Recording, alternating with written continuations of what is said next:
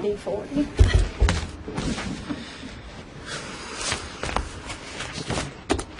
Boy, oh boy, oh boy.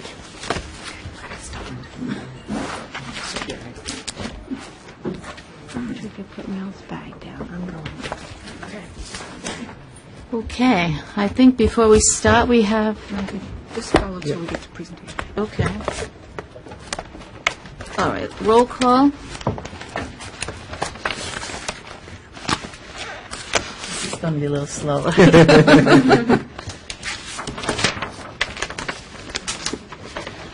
Belvoy Benson. April Brunel. Here. Larry Cerisi. Here. Renee Cockrell. Here. Janice DeFrancis. Here. Kimberly Page. Here. Douglas Roth. William Brennan. Calendar. The calendar. On January 23rd, we have a configuration of elementary school subcommittee meeting at 7 p.m. in the administration building. On the 24th, there's a facilities management and planning subcommittee meeting at 7 p.m. at the administration building. There's also a winter concert at Davisville Elementary School. From 1:30 is the first presentation, and 6:30 is the second presentation. That will be presented by the DE students. On the 28th of January, there's a salt visit starting at Fishing Cove, which will run through February 1st. On the 29th, there's a school committee budget work session at 7 p.m. in the administration building. On January 30th, there's a configuration of elementary schools subcommittee meeting at 7 p.m. at the admin building. February 4th, there's a CLAC meeting at Fishing Cove Elementary at 7 p.m. On February 7th, policy subcommittee meeting at 9 a.m. in the central administration building. There's also a consolidation of services meeting at 4:30 in the town hall. And on February 8th, there's a DARE graduation at Quinnesset Elementary School at both 10 a.m. and a second session at 1:30 p.m. And on February 12th, there's a school committee work session at 7 p.m. in the central administration building. Also on January 29th, there's a budget subcommittee at 9 a.m. in the administration building. Is there anything else to add to the calendar? Okay. All right, we have presentations, and tonight we have recognition of the high school music students, and we were greeted by the wonderful music and appreciate that very much. So, Dr. Fair? Yes, we're going to do this together. Thank you. Was that our jazz band? Is that NK Jazz Combo? If you don't mind, if we would give them a round of applause. They were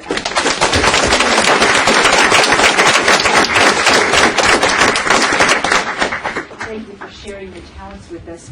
We have two kinds of awards this evening. We have All-State Band. We have students who were in the All-State Band and students who were in the Southern New England Honor Band. So, we understand, why don't we have all of the students who are going to be recognized come one up so that we know that you're here and we're not reading out names.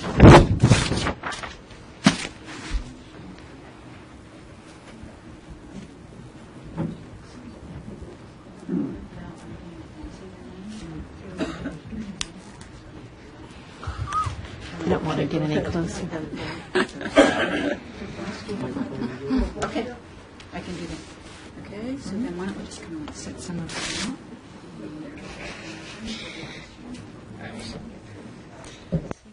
Oh, good. All right, now we're going to get you on film because we want to see you.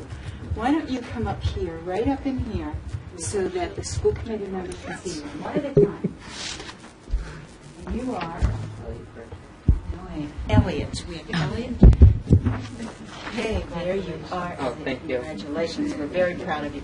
Right over here so the school committee members can see you. Yes, maybe if you go right in there. Congratulations. You are? I'm Catherine Bedner. Okay, Catherine. See you later. Very. Okay. There. Okay. Congratulations. I'm not shaking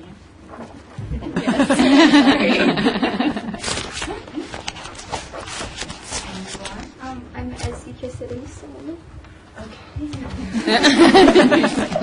Yes. Thank you.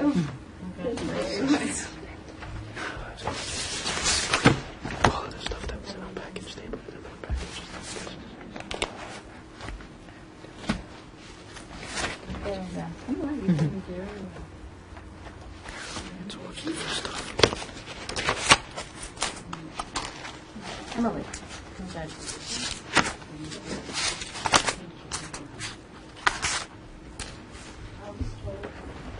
Alice?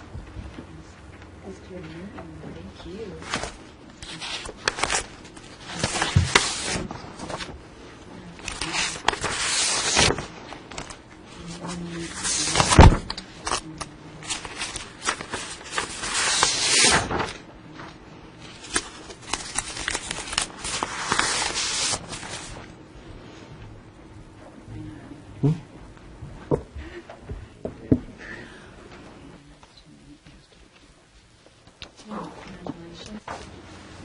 Keep up the great work.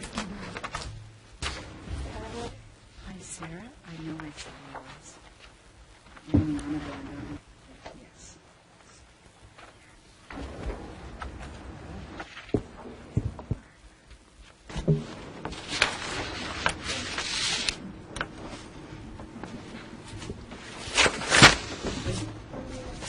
Melody Lynch. Molly. All right, Molly. She's a Molly. And she gets two. Yes. Thank you.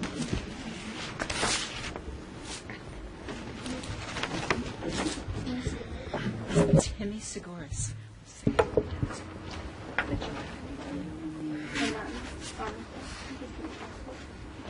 Just. Okay.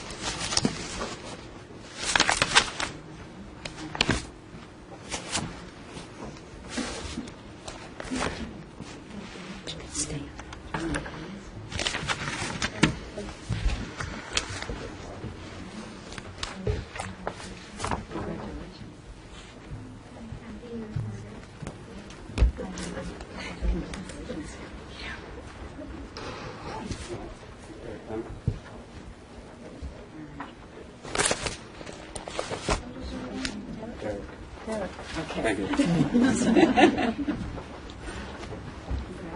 Congratulations, and you are? Tyler Pickering.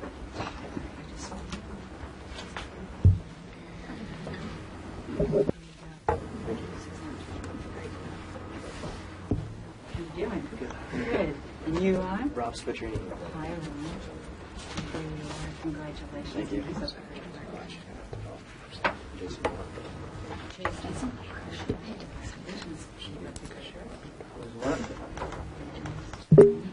Phil? Keep up the great work. Thank you so much. All right, here they are, the students we'd like to honor.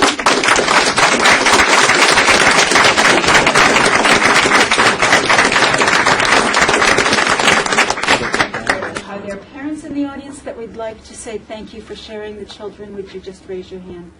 You're a parent. Thank you so much for sharing. And tonight, we really did enjoy your music. You'll see much more. Thank you.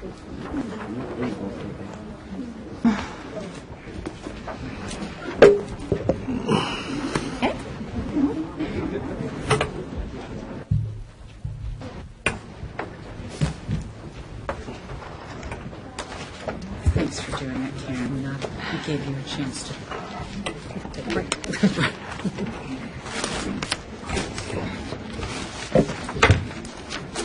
Now we're going to move to citizens' comments. Gonna be able to get into that? I don't think they can hear you. Oh, I know. I was just checking with her. Okay, we'd like to now go into citizens' comments, please.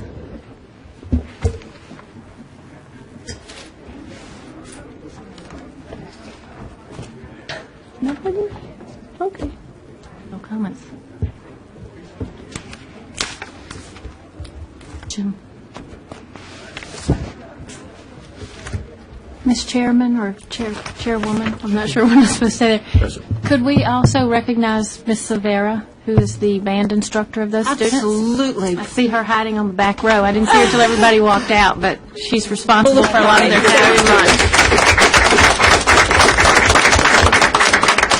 Thank you for coming, not only instructing the students, but thank you for coming along with them. Jim McWhirter, 12 Chimney Rock. First of all, are there going to be comments during the budget discussion on the finished business, or is it a one-shot deal? Make comments now. I think for policy, it's just at the beginning, correct? It's a business meeting, so it's just at the beginning. That's what we have with the policy, unless we make some kind of a change with that. April? Actually, I had noted here that there were several items under unfinished business that we have never discussed or addressed that I thought should have been under new business. For example, instruction, athletics, administration, and support activities accounts. So it's under unfinished business, and we've never addressed this before. So to us and to the community, it's new business, even though it's budget business. Right. I think that's the fine line. The fact is it's a continuation of business, so it's unfinished in business. And it's a brand new, I would highly suggest that we take an opportunity to accept comments on that. Okay. Larry? Yeah, I just, on the unfinished business, I think the 08-09 school budget is pretty much the main business. I would suggest taking citizens' comments as well. Is there a consensus that we'll take comments from the public during that time? Yes, Mel? Before we get into the avenue of citizens' comments, I know we have extensive minutes sit here for everything, and we're discussing the budget, and for citizens' comments to be 10 minutes, and I know the general law says that the superintendent and the chairman of the school committee designed the budget with the approval, sometimes with the school committee. And Mr. Chair isn't here, so I would like an explanation before we get into it with all these stringent timelines on this Times budget. are approximate, Mel, here, and they're just to kind of give us some guidance so we can get to the meat of the agenda. Well, Madam Chair, I'd like to voice my opinion against that. That's fine. Because we are trying to gain confidence in the community, and this is the budget time, and to put things out like this, it's very disturbing. I got communication from citizens regarding it, so I wanted an explanation before we went into it. I think it's just approximation of time, so getting back to Mr. McGuinn, we will allow comments during the budgeted unfinished business and those budget items, okay? I don't think you answered my question. So, the But, best I know, these are approximates. If we need more time, I think if there's a consensus of the committee, we will be open to that tonight. Okay, and allow thank you. that to That was the happen. answer I was looking for. Karen, would you record that? That I asked the question about the time limits being printed on the agenda. Okay. Okay, I have one more Okay. comment, and that is, this past week's audit committee meeting was a very good example of how the audit committee works, but also we had, I think, like 25 or 30 of the cafeteria personnel and their new director show up. It was a very beneficial meeting. I will point the committee to a comment that was made by the audit committee, second meeting in a row. If you're running in the red, the revenues from vending machines should not be going back into other activities if you're running in the red, because that money at the end of the year is coming out of the general ed fund. So, and it's on streaming video. You can see the comments from the audit committee. I highly recommend you look at that. Thank you. Any other comments? Okay. Then we'll move to Correspondence. correspondence. Kim? I have a couple things of correspondence, and Karen, I'll send over all my correspondence so that you can have a copy. From Davisville Middle School, I heard from the principal there that the winner of the Geography B was Aaron Schulp of grade 7, and the first runner-up was Brian Cox, grade 6, and Michael Bilo, grade 8.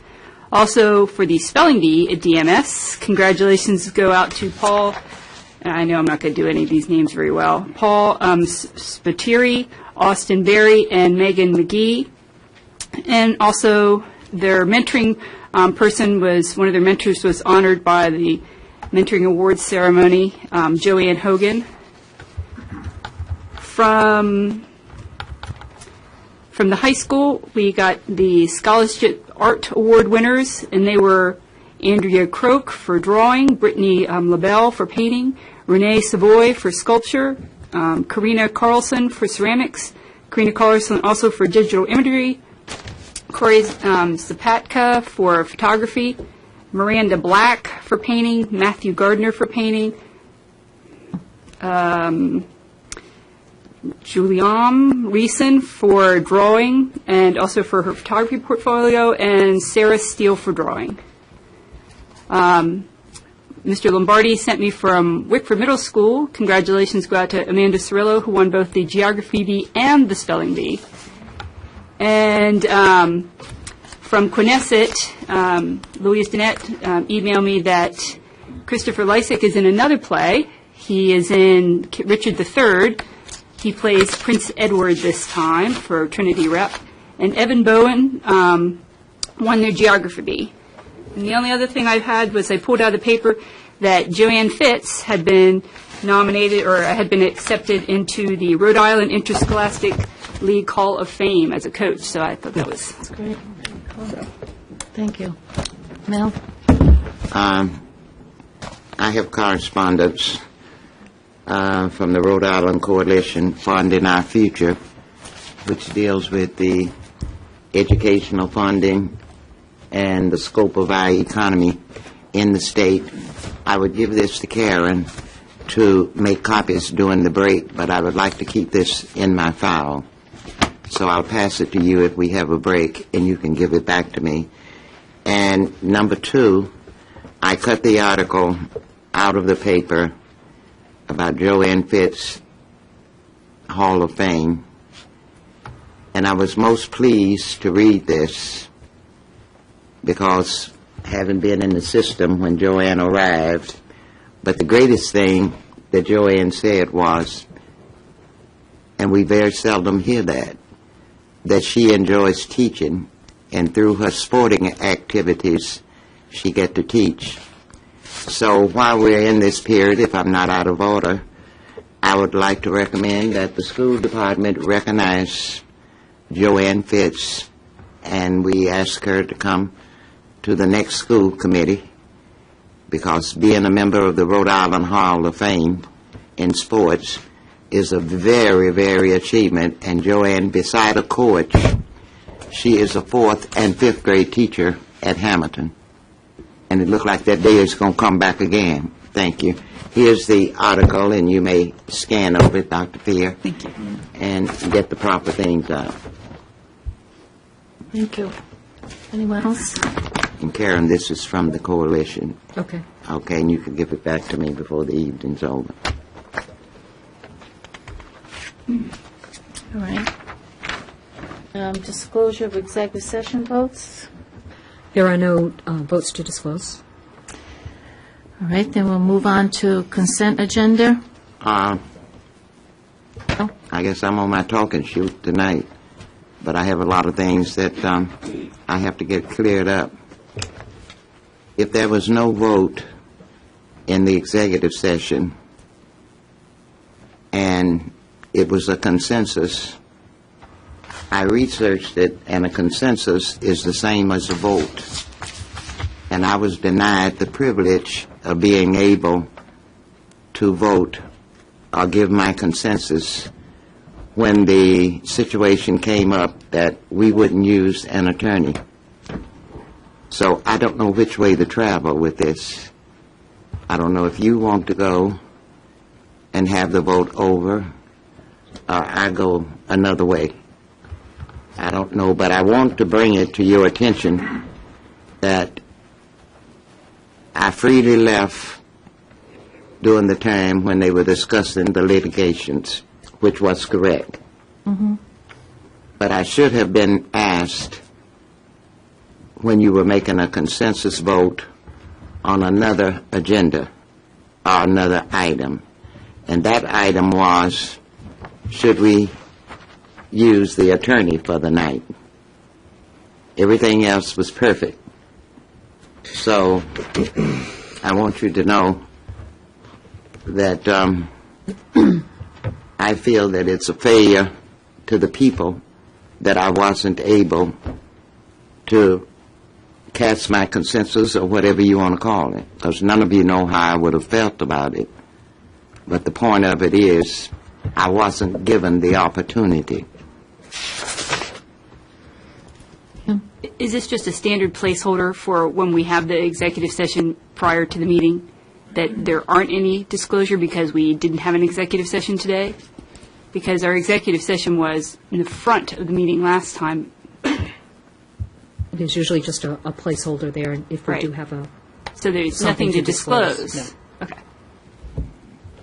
I would like for the minutes to reflect that you should disclose the agreement.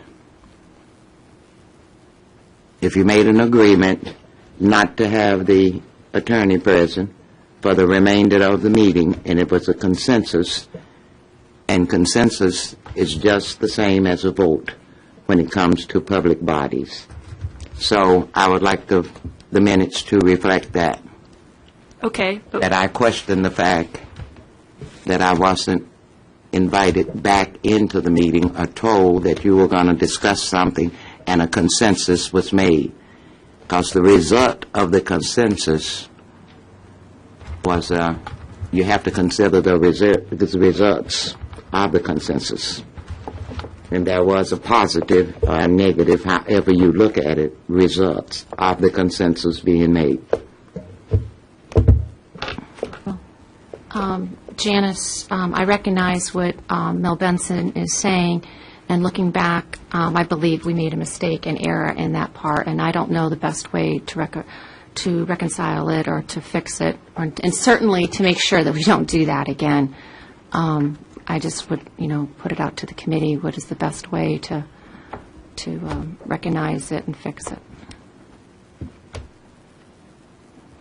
Because we moved on to a different issue, and Mel wasn't back in the room.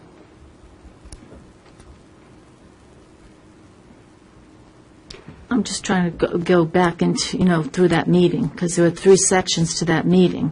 Go ahead, Kim. I think that we want to discuss that under the workshop minutes, that this item, the disclosure of executive session votes, I think is if we had an executive session today, and we have not. Okay. So therefore, we're off that item. And then if we want to move into the consent and somebody wants to bring out the minutes and discuss that, that's fine.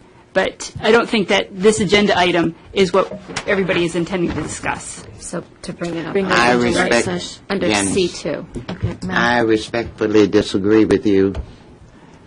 It was discussed in executive session, and I can go back and go to other minutes where executive session votes have been disclosed. Now, you're the chairman of the policy committee.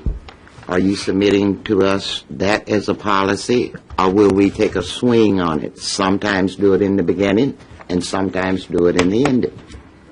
But I respectfully disagree with you on your conclusion. And incidentally, while I'm talking, I don't want to make it hard, but I don't want you to sit up here and think you're making a fool out of me, some of you. That's not anyone's intention that I know of, Mel. I do think that perhaps when we look at the fact that during that executive session, the question was asked, you were not present in the meeting at that time, and that question was related to the entire meeting, so then there was an error. I would, That's all I want to hear. I would assume, I mean, just from my perspective, I would say there was an error. I don't think there was an intentional error, but there obviously was one. And when we're going to look at a consensus of that, and we're looking at many issues that we're going to be following, then all parties should have been present when that question was asked. Thank you very much, Madam Chair. Okay, are we able to move on to consent agenda? All right. Exemptions. Larry? All of D. Okay. D, 1, 2, 3. Yep. And We okay, Karen? Mm-hmm. and E and all of F. E and F, 1 and 2. Anyone else? Mel? F1 and 2. Okay.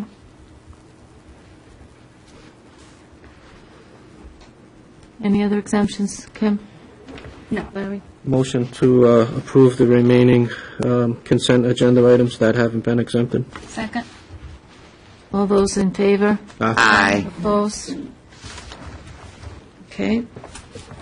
Let's go to the exemptions. D, Thank you. D1, on the financial items, I just wanted to, first, before I get started, thank Mr. Draper for the detail in this month's financial update with the copies of the correspondence that went out to staff, and that's within that package. And Ned, I just had a question on the cover letter of the financial update, number 5, transportation. Is there anything new to update on that since this cover letter was written out? Have they been able to work out any scheduling? Last I heard from Supervisor Haran, they're going to work on either next week or the week after, sending them over to the fire department.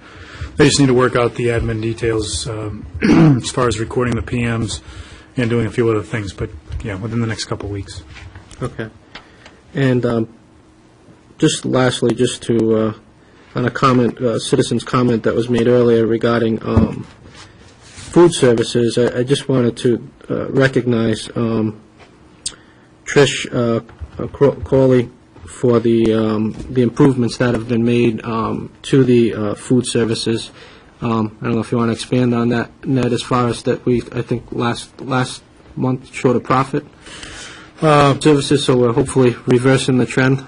Yeah, relatively speaking, I mean, we're still not at an official profit, but we're making headway.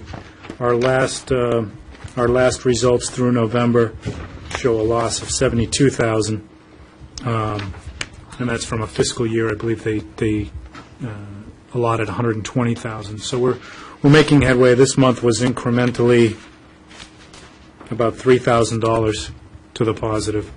So we're moving ahead. We're also addressing the wellness issues. Trish is very well aware of the financial pressures we're under. She's also working with the staff to overcome that. So I'll extend that appreciation. One last comment on food services. The food services deficit is balanced with funding from the undesignated fund balance. So yes, I do agree, and I think I've said this at the past several meetings, that we need to offset that deficit prior to moving funds from vending into other areas. So I know I've said that at the last several meetings, and I'd just like to repeat that again. And I think that's something we need to cover when we formulate the 08-09 budget. Thank you, Ned. Anything else on the financial, Larry? No. April? Yes, Ned, I had a question in regards to number 6, the health insurance. And I was wondering if you could share with the committee, we had discussed this on the phone.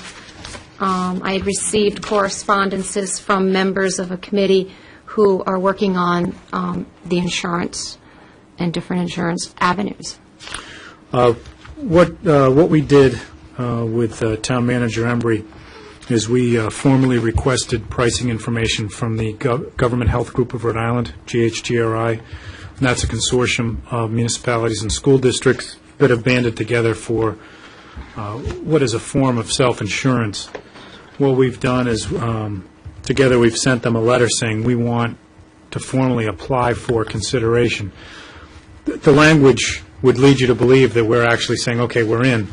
What it's letting them know is, no, that we're not in, but that we want to be seriously considered. And by doing that, we release our claims information, we release our information from Blue Cross so that they can give us an actual price based on our experience.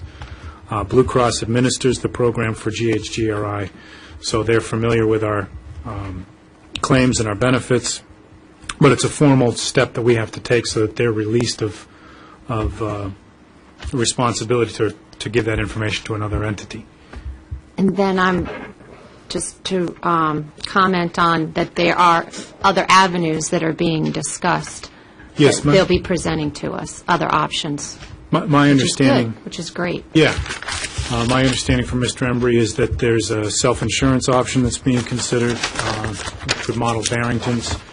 GHGRI, which is also self-insurance, but it's based on a consortium. I believe there's also a kind of a hybrid model where you offset some of your initial benefits, say to $5,000 or $10,000 deductibles, and then there's the standard insurance packages. But all of those are being looked at. Okay, thanks. Tim? I'd make a motion to approve D 1, 2, and 3. Second. All in favor? Aye. Opposed? Okay. E, was E? Yes. E. Thank you.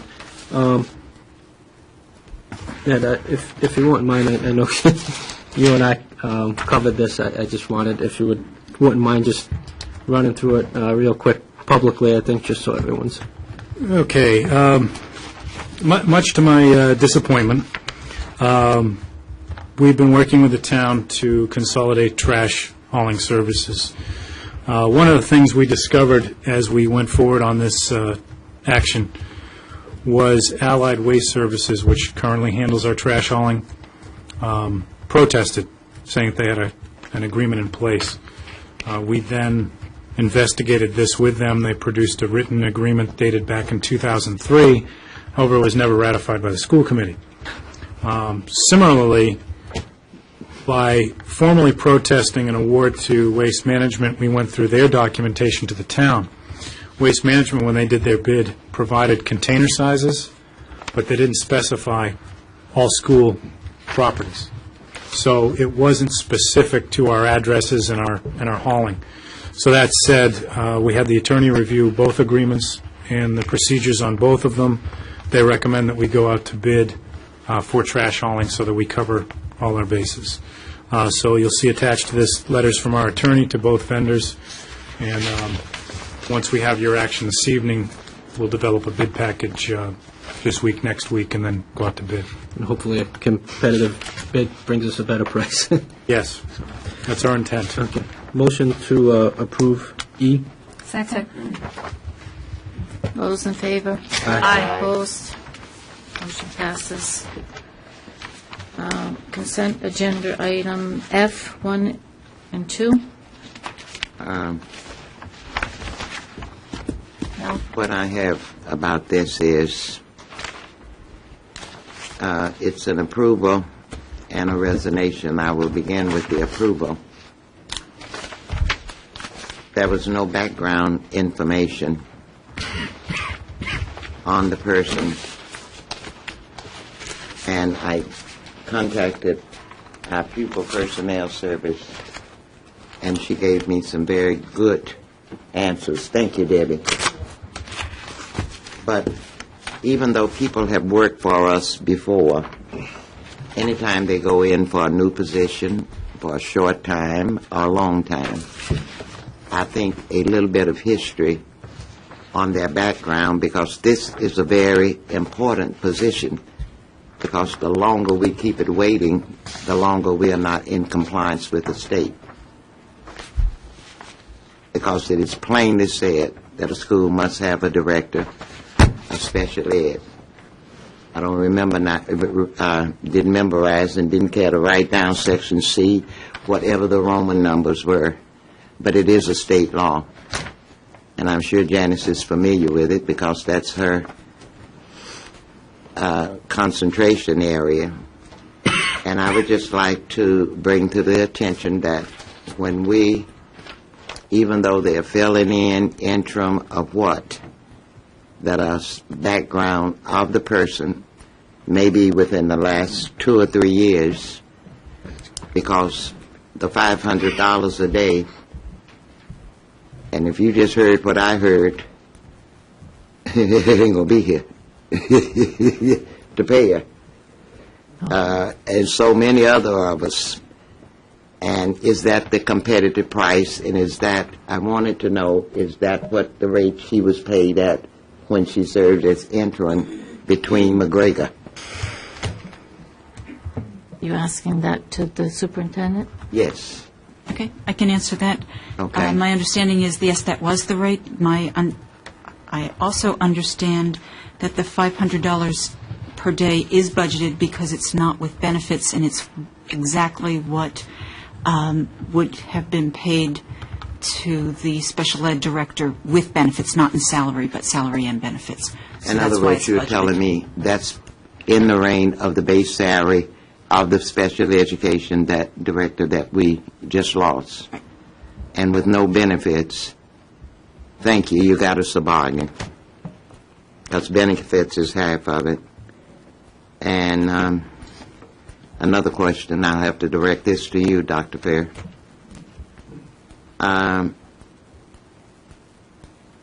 Is this legal? We're approving her resignation. She submitted it on the 18th, and today is the 22nd.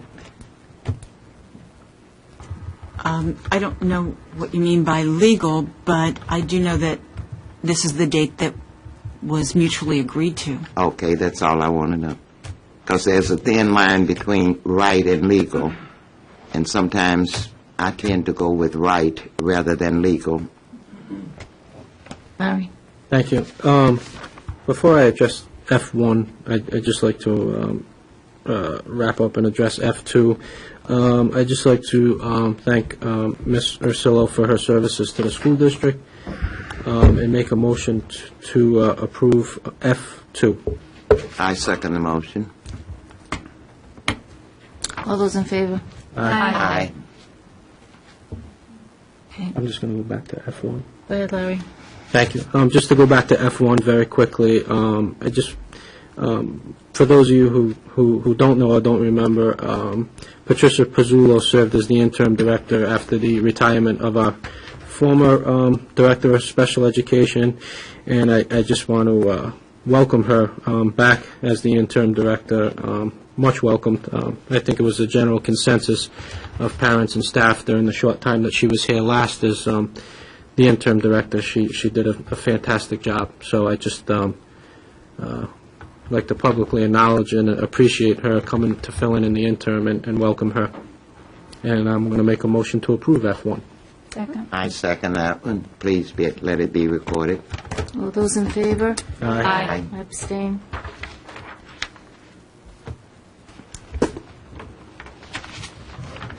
Okay, here, we're moving along. So, was that for all consent? Yes. Okay, end of consent agenda. So we are now going on to unfinished business. 2008-2009 school budget. Yes, and we have both Ned Draper and Phil Thornton will be presenting these budgets. Also, Keith Kenyon is here for the athletic portion of the budget, but we'll start with Dr. Thornton for the instruction. Good evening. To start things off, I've reviewed to the pie chart you have on the first page of your budget packet. And starting off doing the purple instruction, and we can support the white pieces. Should be the packet with You all have that orange Stickies? packet? Yes, if you have the packet with the stickies, that's the preferred one. It should be at your desk, at your table. If you look at that front chart, you can see that these two pieces comprise 60% of our total budget. And just I'll frame that for you, a little reference. In talking about instruction, we're really talking about teachers, clerical, classroom supplies and materials, textbooks, and substitute teachers. Those are the essential items in the instructional budget. In general support, we're talking about those things that support teaching and learning, such as guidance, nurses, principals, supplies that are non-classroom related, and also the grants, Title I, Title II, Title III, et cetera, are also in the general support budget. If I could just direct you to a couple observations here. If you turn to the first page, we're in the instruction summary. I want to point out to you a couple pieces here on the top. In the top column, we have the blue, green, and the red. As you can see overall, from 08 to 09, we're going from 2.69% to 7.35%. I want to point out why that increase is there, and there are two pieces for me that I'll illustrate this. Number one, in services, we're budgeting actuals here in this budget process. In the services category, we're talking about charter schools. If you reference in your packet, it's on page 15. We can go there now or later if you want. But we have budgeted actuals for charter schools. And if you go to page 15, we can show you quickly what I mean. On page 15, a little more than halfway down, line number 171500, tuitions, other LEAs, charters. We're budgeting actual going into next year. And that is our practice going forward. Phil, that actual is based on a known number or an anticipated? Anticipated historical averaging. Okay. So that is going back to the front page again, the services piece, if you will, that number changed. The other piece for me is supplies and materials. I can tell you that we did not purchase textbooks this year. We had $175,000 returned to the budget. We didn't purchase this year. We will purchase next year going forward in our normal curriculum cycle. ELA is being written right now, and come July 1, we will purchase. But this year, the 175, if you add that number onto this number, that equates the change. So those two pieces really show you the difference in the budget from 08 to 09.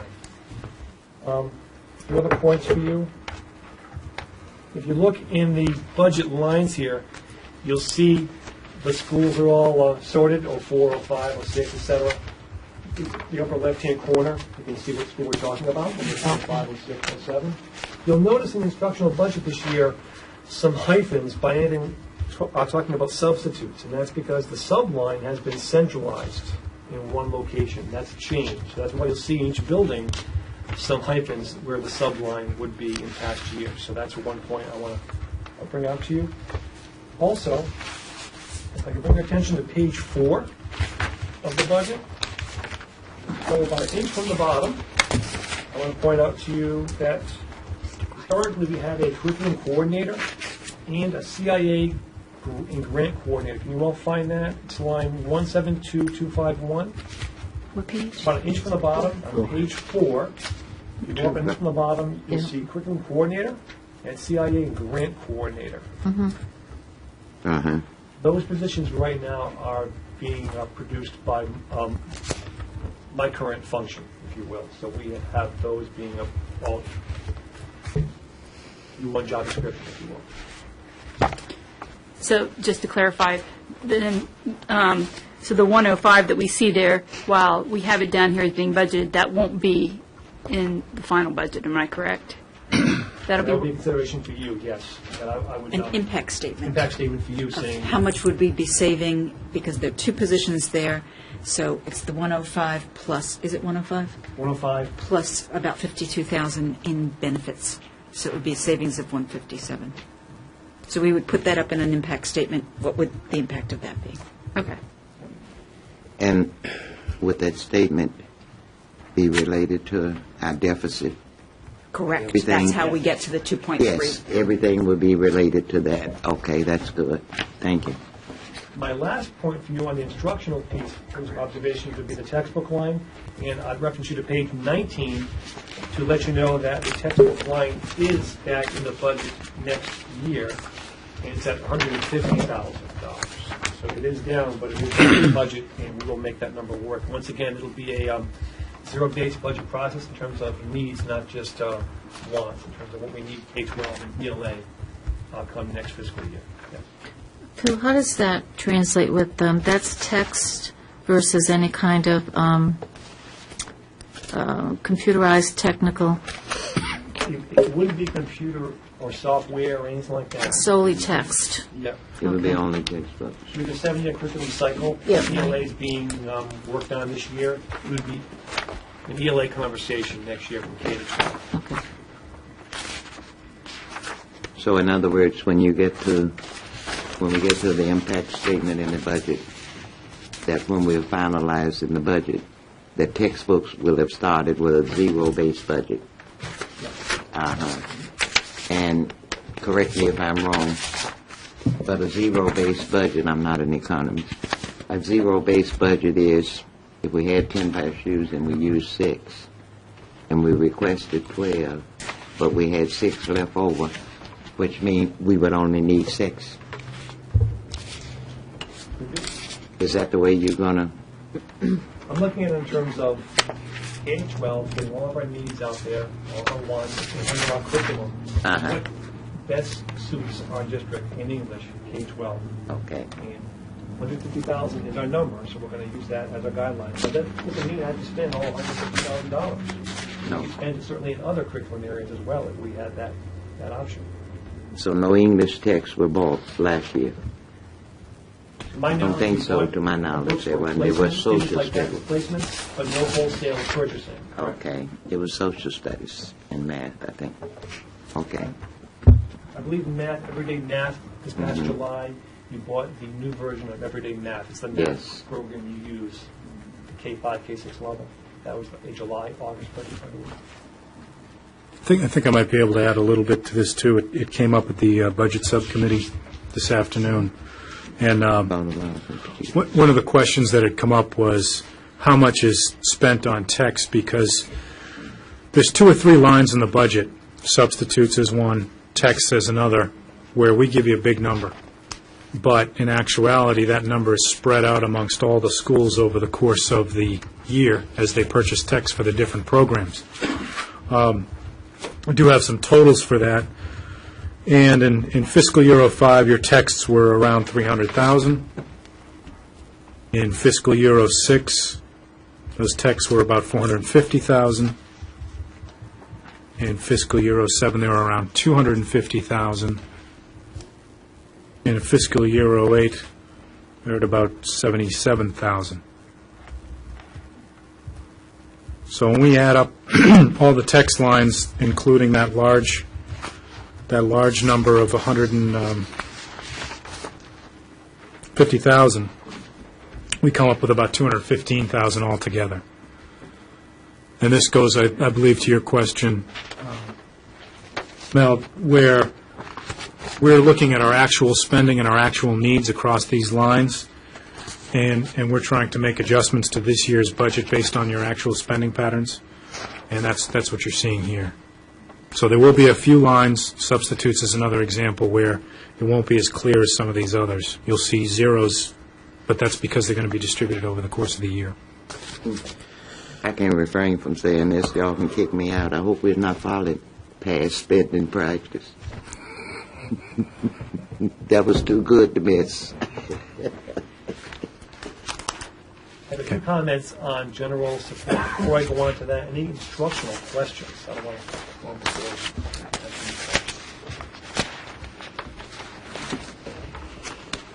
Not yet. Okay. Not yet. General support, if you look at the front page of that, and that would be after page 20 of 20 in instruction, the next section is general support. It's yellow. It's yellow, not white. Mine's a little colorblind. It's yellow. My chart. Page 20 in that section. After page 20 and 20, the next page is page 1 of general support. It looks like it's a colorful page. I have. Okay. And just, I'm looking at the overall bottom line here. You can see we're actually down 0.83 going from 08 to 09. Once again, I would reference back to budgeting the actuals here as the difference of the 0.83. A few things to point out to you in this packet. One piece, I want to show you, illustrate to you, is on page 6, just so you know, we have it in here. We do budget for non-public textbooks in the district, and I just wanted you to see that is there and something that we do. In addition, we also budget our time in terms of working in non-public. We also, the general support has what's called special revenues. Here's where we have the breakout for Title I, Title II, Title III, 4, and 5, among other grants. That's all in this piece. Any questions on general support? Bill, could you, again, just delineate what's in general support? The general support are those things Guidance. that support the classroom: principals, guidance, nurses, supplies you buy of non-classroom related things.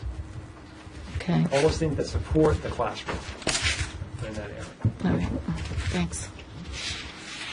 So, format, so that means that when you use the term principal, the supplies he used, teachers, and everyone within that school, that's general support Outside of the classroom. outside of the classroom. Yeah, that Distinguish speaks, outside of the classroom. Sorry? How do you distinguish outside of the classroom? it's the difference between face-to-face teaching and all those activities that go with face-to-face teaching. An example, if we go to page 1 of 14, maybe this will help. Is it defined in Rhode Island general law? Is it defined somewhere, or maybe in the regs, as to what is supposed to go into?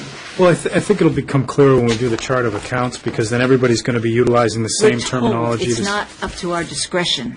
We're told. Yeah, when chart of I accounts comes understand down we're the pipe. told too much, and Well- I agree with you, but I just want to understand what's our discretion. But I didn't want you to think that we decide No, no, based no. on Ned's discretion No, here. I just wanted an explanation of what was meant of that, because we're told too much. If you from our look at state. that first page, you'll see we have attendance officers, guidance, clerks, school nurses, principals, assistant principals, paraprofessionals, all those people that go into making that school environment a complete environment. Thank you. That's very clear.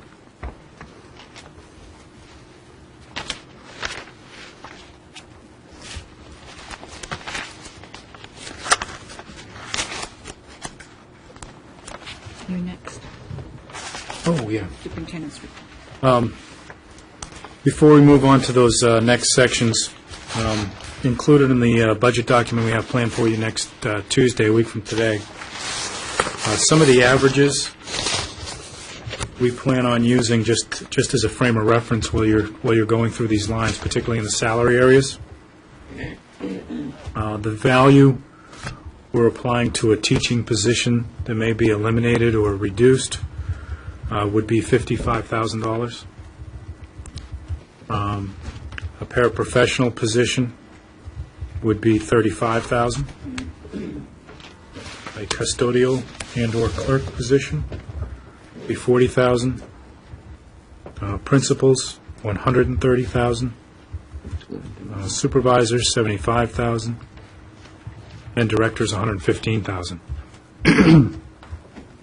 Salary and benefits, That will be salary and benefits, 115. $115,000.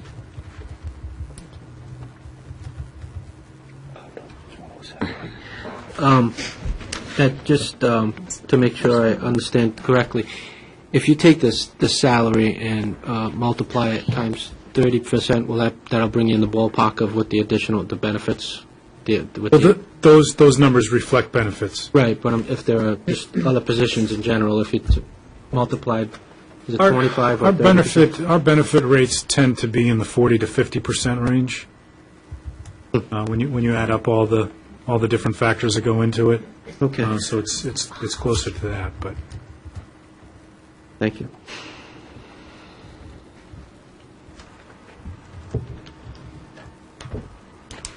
it depends. When you're at the lower steps, or the lower salaries, You figure if you have a $30,000 to $35,000 paycheck and a family health plan runs $15,000, then you add into that FICA and those different pieces, it gets to that 50% piece pretty quickly. Sorry. And that'll be reflected in the budget document you'll receive, but I just wanted to give you a frame of reference when we go through the salary and other line items. Any other questions for Mr. Thornton? Thank you very much. Thank you. April? Not a question exactly. I just wanted to say, welcome aboard. It's your first time with us doing this kind of a presentation, and thank you very much. Thank you. Should I take the super? Yes, you can. Okay. I think you know better what's in here, because there are things that, Yes. Next up is the superintendent program. A couple of things. Yep, the orange section. There's a few things to explain to you here. One is if you look at page 1 of 1, which is the summary sheet, you'll see that the salaries have changed substantially, and with that is the benefits. Services are actually pretty stable. Supplies and materials, you can see that there's some negative entries there, but this year they go to a moderate 17,000. Reason for those negative entries is we have been operating a central supply, and as materials move out of a central supply and they're charged out at the values that they currently are, sometimes that comes back as a negative number to the central supply line. Excuse me, Ned. I'm sorry, not to interrupt you or anything, but at what point will we ask for community questions or comments? Should we do it at the end, or what would be the discretion of the committee, whatever? I thought we might want to do that at the end of this whole comment, and then just get community input. Okay. So that we can keep. Do they have the booklets Excellent. where they can be able to, They have the hand. Do you have all these? Okay, they do, ma'am. so the audience have these? Yeah. Sorry. I don't think they Popped have in the my head. tabs. They just don't have the tabs. Oh, Have the tabs. okay. Because that'd be hard kids to come back with a question. You can also see in the dues, fees, and other line a substantial increase. And what I'll do is when we go to the next page, I'll be able to explain some of that to you. These are relatively easy to look at because they're one-pagers. If we flip to the next page, we have an assistant superintendent position, and as we just discussed with Dr. Thornton, there's a couple of positions that can either be reallocated or removed as a result of that position. So this would be a case in point where you're seeing an increase in one area, but you're going to see a decline in another. So that's consistent with some reorganization. This reflects the salaries, benefits. Those are pretty straightforward.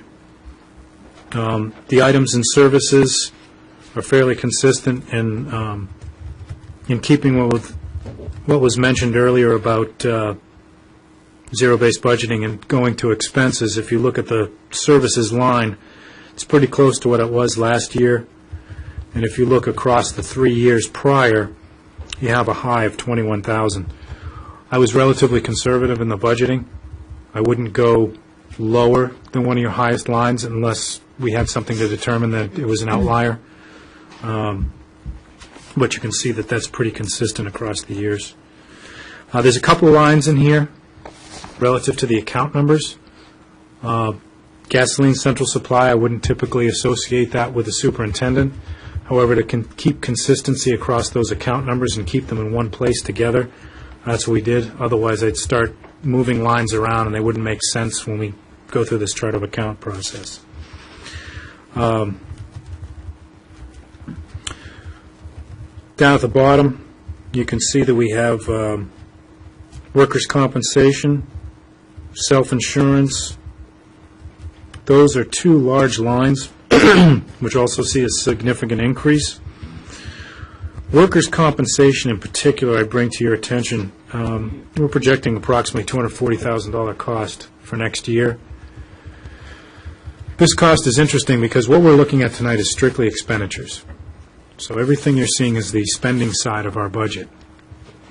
In years past, the workers' compensation was carried through a self-insured fund. When that fund concluded and we purchased the service from outside, we set that money aside and then we bought the insurance together with the town. Now that fund is exhausted. So there's no offsetting revenue for this $240,000 expense. So I just wanted to bring that to your attention, because when we go into the revenue side coming up, you'll notice that our revenues declined, and that's a big reason for that.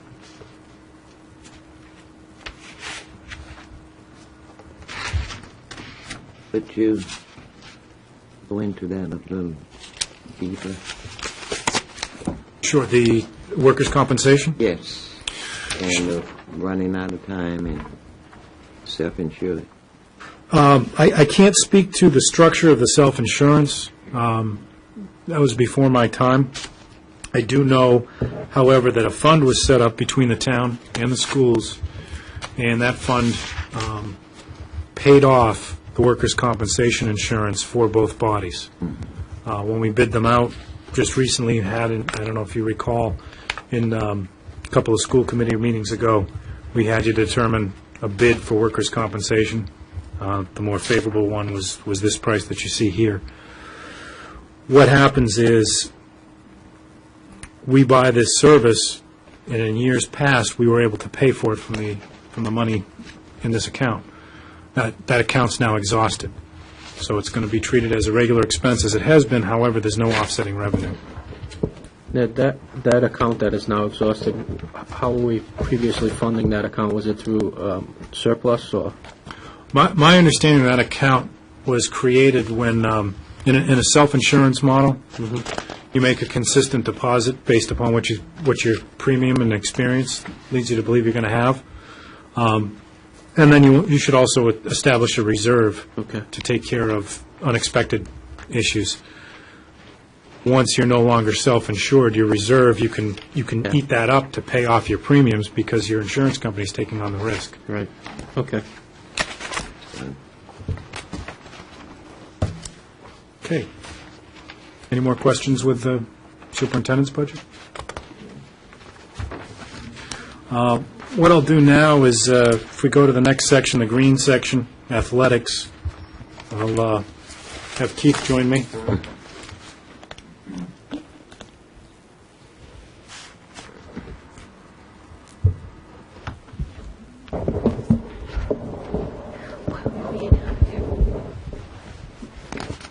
And he'll be able to go through some of the program here. I'll just touch on the numbers briefly on the front cover. If you take a look at fiscal years 05 through 09 in the general fund, now these are general fund expenditures, you'll see that it's fairly consistent across the last 3 fiscal years when it comes to salaries. The same is true with benefits. Services actually sees a decline this year. I believe Keith can explain that in more detail, but when we go to the detail section, you'll see that in the transportation services, that's where the bulk of the decline is. Supplies and materials, again, you'll see that number is actually low compared to years prior and is fairly consistent with more recent experience. And the equipment and dues and fees track pretty similar, if not lower than years prior. Special revenues, sport camps, the revenues is a bit of a misnomer. This is just the expenditure side of that program. I did, after our budget subcommittee meeting, contact Aaron. He was able to define a little bit better that this is just the expenditure side. On the revenue side, that there's more money, so there's actually a positive balance in some of the accounts. But this is strictly the expenditure side. And then we have totaled here all the expenditures together. So Ned, when it says down there in the all funding sources, that's also just from the expenditure side, just to clarify that, Correct. right? Okay. Correct. That's all our expenses.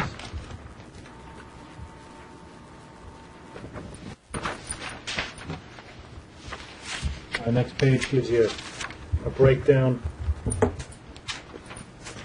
It also shows you some of what I was discussing earlier about the salaries, how they're tracking fairly consistent. Services actually saw a little bit of a dip, and the rest of the line items are fairly consistent across fiscal years. What's considered services? Services would be transportation. I believe repairs are also in there. Officials.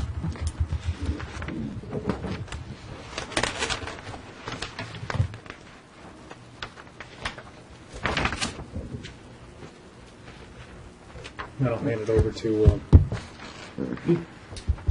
As Ned had covered, you can see obviously the increases, and most of them are contractual and mandated, both through our governing bodies of the Rhode Island Interscholastic League and also the Rhode Island Principals Committee on Athletics for grades 6 through 8, which those aren't negotiable. Those are handed down to us on an annual basis. And that also includes salaries and benefits as well. And with the salaries, even though our coaches don't have per se a contractual raise, they do get steps based on years of experience, which could elevate that number as well. So just so you know, that transportation costs obviously because of fuel, and with our purchase services of officials and rental fees and that kind of thing, our officials, a lot of that is mandated also. The Interscholastic League negotiates with their subcontractors, which might be the football officials, basketball officials, and that number is handed down to us on an annual basis. We don't negotiate that at all. So we pay what the contracted rate is. And rental fees is associated, for instance, with rent and ice time at the University of Rhode Island for our hockey team, for our gymnastics team to practice at a facility that's safer than the high school. So those are the reasons for some of the increases. The reason for that Ned mentioned for the drop in services is that we had, in order to fight off the budget cuts of the last 2 years, we have eliminated the funding of all non-league games, tournaments as such, with the exception that we pay for league games, entry fund games, and playoff games. With the non-league games and the tournaments, the programs pay for them themselves.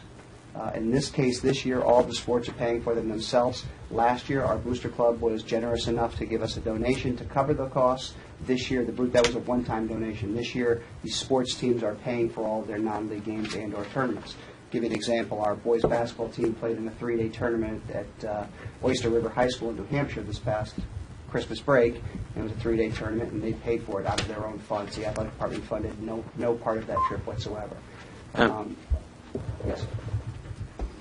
Out of their funds, kids have funds that play basketball? No. I'll get into that, Mel, when we get into sports camps, because that's usually where that money comes from, or any separate fundraising that might be done by the individual team. Okay, and clarify something else, and then I'll go along with you. You said it was mandated by the Athletic Association and handed down. So is that the form of a union, only with a different name, Athletic Association?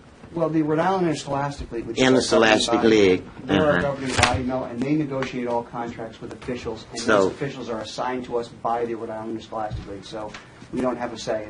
So really and truly, they are the same as a union, because you say we don't have it in a union that's Walsted.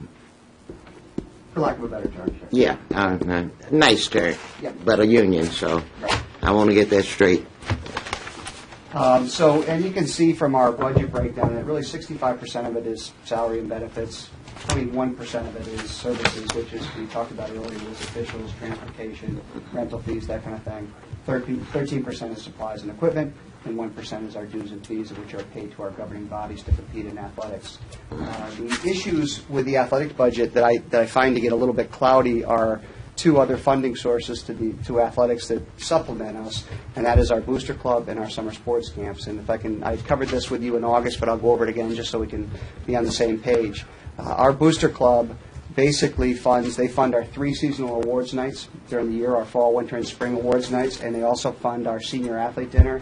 And combined with those 4, we are very fortunate in that the school department doesn't spend one dime in honoring our student athletes. They pay for all of the plaques, for all of the state championship jackets, for everything, our banners in our gyms, our plaques that go up on the walls, our state championship plaques. They really handle all of our award recognition of our student athletes. They also give out $15,000 annually in scholarships to our senior athletes. They provide our coaches with clinics and professional development, which is a plus.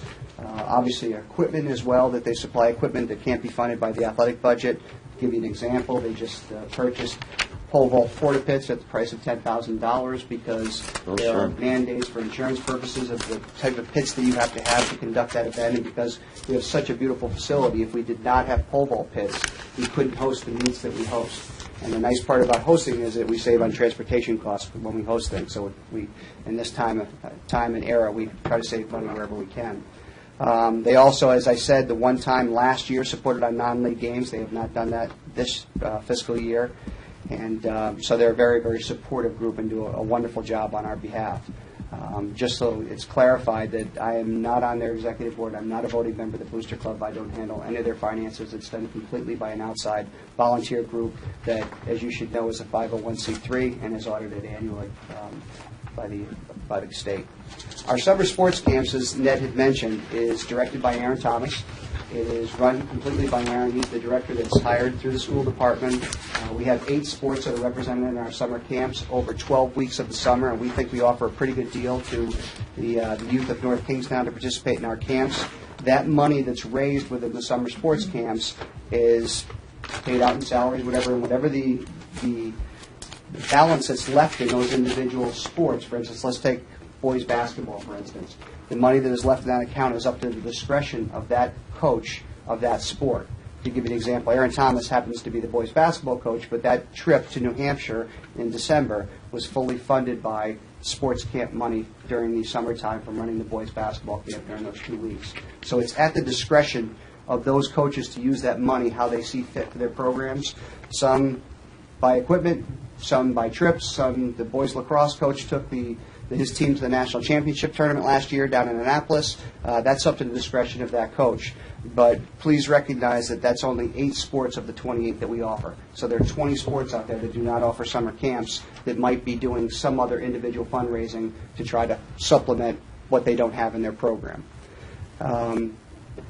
Just to let you know, just some good news, which everybody wants to hear good news, and it's always good to see like the musicians in here because that's the reason we're all here is because of those kids. But in the fall, we had 2 state championships at the varsity level with field hockey and boys soccer. We had 2 at the JV level with field hockey and girls volleyball. We had 4 division championships in the fall in girls volleyball, boys soccer, field hockey, and girls cross country. And right now during the winter season, even though we're only about halfway through, we're enjoying tremendous success. We have 8 teams that are currently in first place in their divisions right now. Including some of our sub-levels with girls freshman basketball, boys freshman basketball, and girls JV basketball. And we have 4 teams right now that are currently undefeated and leading their divisions as well. If you don't know about it, we have a wonderful young lady. Thank you, Gary. We have a wonderful young lady by the name of Elizabeth Beisel, and if you don't know her, she is something special. She's one of our finest students, musicians, and swimmer. She is an Olympic potential swimmer, and she swims for our team, and it's a tremendous sacrifice for her to be on our team because she swims at such a high level. We just got notification this morning that she's been named the Words Unlimited Schoolgirl Athlete of the Year for this coming year, so we're thrilled about that because she's a sweetheart, and she will represent us well.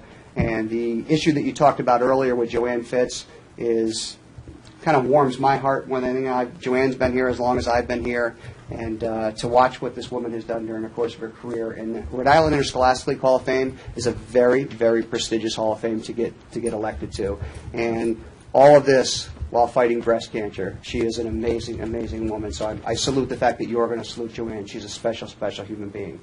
And I'll give you out some packets here, but just to brag a little bit about our kids, if you look in here, I gave you a copy of our Fall Sports Awards Night program, and some of you are fortunate enough to be there because your kids are involved, but 60 to 70% of our kids are either honor roll or principal's honor roll status of the athletes that played in the fall, which is a tremendous thing when you think about it, that many kids have performed over an 85 average during the first quarter of this coming school year. So pretty happy about it.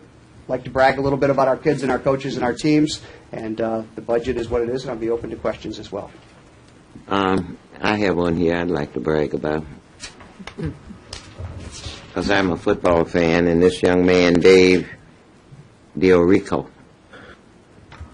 I read all the stats from the high school, and he's really up there in touchdowns and yards and everything. So I think he should be bragged about a little bit, too. I think they say he had 1,354 yards in 10 games. And if you're a football fan, that's a lot of yards. And made over 18 touchdowns. Now, back to the serious meat. We're bragging about all of these kids that are honors and all of that. What are we doing? What kind of sports do we offer the kids that are not honor roll type and this, that, and the other? And I don't have nobody else to ask but you. And it's generally thought of, and I've had the complaints from parents, that if you're not smart, you can't play. They don't want to let you be on the team. What are you doing for that underachiever that we have in high school that we are responsible for educating? First of all of our sports are for kids, all kids. That's the luxury of it. And one of the things that we talk about is that no matter how intelligent you are, what size you are, there's something for everybody in our program. And we're very proud of that. We have a lot of kids within our special education services that are athletes at the high school and at the middle school level as well. And the luxury of having so many teachers that are coaches to help those kids educationally and to understand their plight is a plus. So they're all for our kids. They're not just for our most intelligent. They just happen to perform very well at the academic level. And I'll tell you, Mel, that if you read national studies, kids perform better academically when they're involved in an activity. That I know. We have less up at the training school. We have less discipline and everything. But would it be too much to ask you to get out a sheet of the number of kids that participate that are not honor students? It's really serious with me. Because I know kids who have dropped out of high school. And they weren't smart, but they love to play basketball, or they love to play this. 4 boys passed my house today, said they got under, asked them, what you doing out of school? They said it's exam. They were going to do skateboard and play basketball on somebody else's property and not over here. And I'd like to know, when you brag about your honor students, give me something that you're doing for the unachiever. I'll give you an example, Mel. During the football season, 2 days a week, we had study table before our practice in the afternoon. And our best and our brightest tutored our kids that were struggling. And 1, it helped them academically. 2, it developed a bond amongst our team members, which was great. Our kids learned from their peers, and it was a program that we ran for 2 days a week for an hour before we practiced every Tuesday and Thursday that went over very, very well. I'm sure you did, because you had to do that, because you can't play if you don't get certain averages. I never will forget, there was a young man in high school here, and an English teacher, and he didn't make the grade. And some 25 and 30 years ago, the big rivalry was play and beat Newport. And this young man was called off. He later didn't finish high school. He went to the Army, didn't graduate with his class. In the service, he reached his potentials. He got his Ph.D. He's very high in security with the United States government. And I'm really proud of him. And everything I think about that, I think about he didn't make now I think you loaded to 60, but he did make a 70 in English. And 2 days before the game, he was pulled off. That's the kind of kid I'm talking about, and you made it very clear that your athletic association put down the rules. Well, I happen to know that they are very strict on the average of these children. And I'm glad to see you work with those who don't have that average. I think that's a noble thing. But there's that bottom layer, and you've been in education long enough to know what I'm talking about. Yep. Okay. That kid that plays pickup football, I'm not going to stop.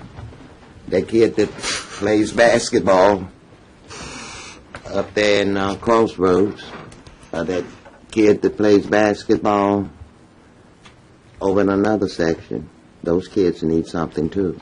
And we put a lot of money in athletes. And I would like to see a program like that developed.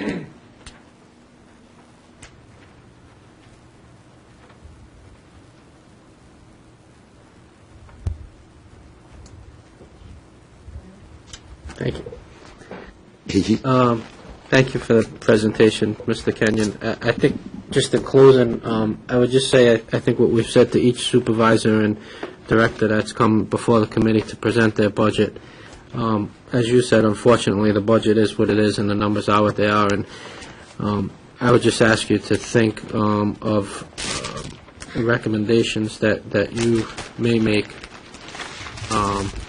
if the budget cuts were to affect the athletic budget. I think we've asked that of each director and supervisor that has presented their portion of the budget to the committee.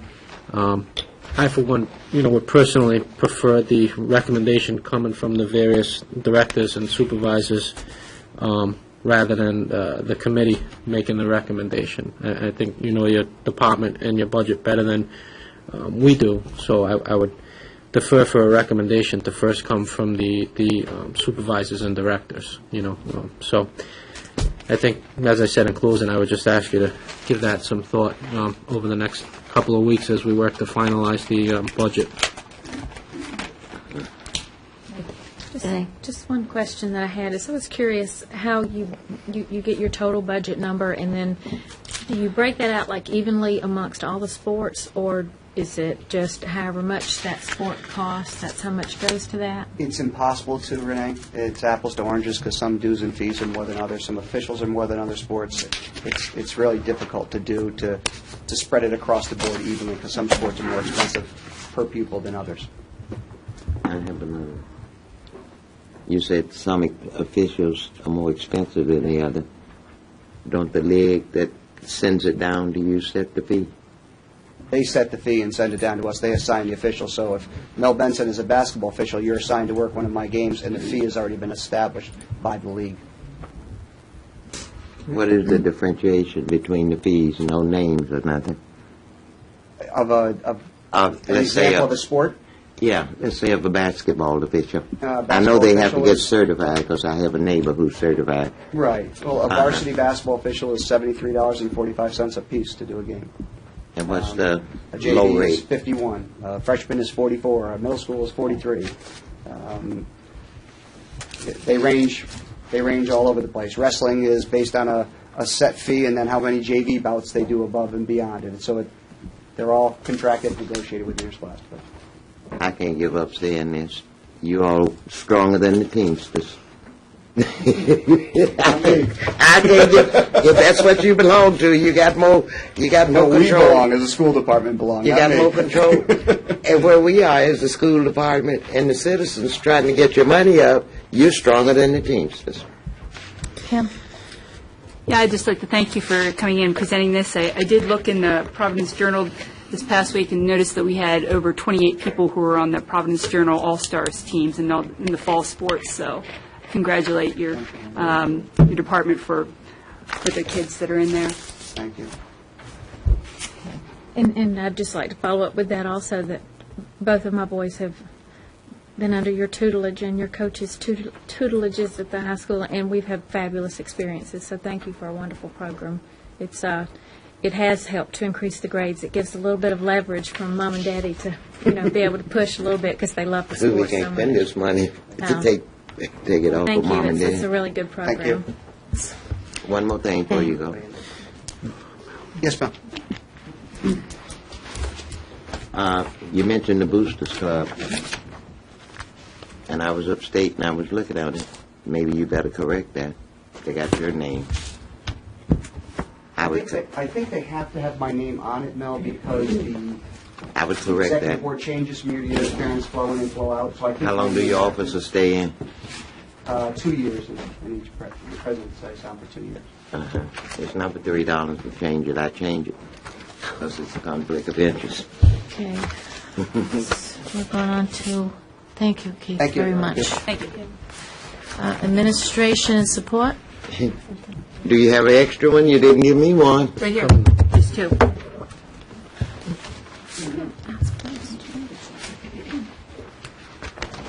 Okay. I don't need to, so you can pass it back. Moving over to the human resources piece of the budget. You can see here the expenditures are fairly consistent. You see an uptick for fiscal year '09, but there was actually a decline last year. So as compared to the last few years, it's fairly stable.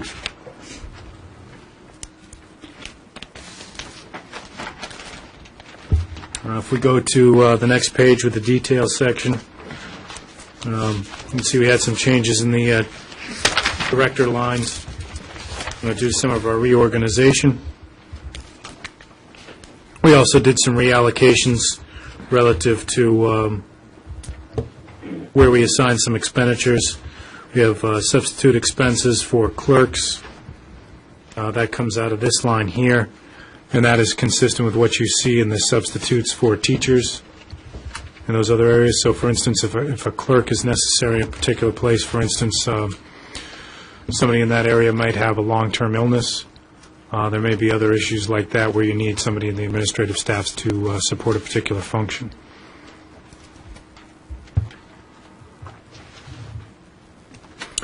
Benefits, keep in line with that. We had a question from the Budget Subcommittee moving down to supplies regarding clothing expenses. That's for both safety-oriented clothing, for instance, steel-toed boots, boots with tread, or non-slip tread. There's also maintenance, I believe, receives an allotment for pants, and custodial as a uniform shirt so that everybody's recognizable within the school area.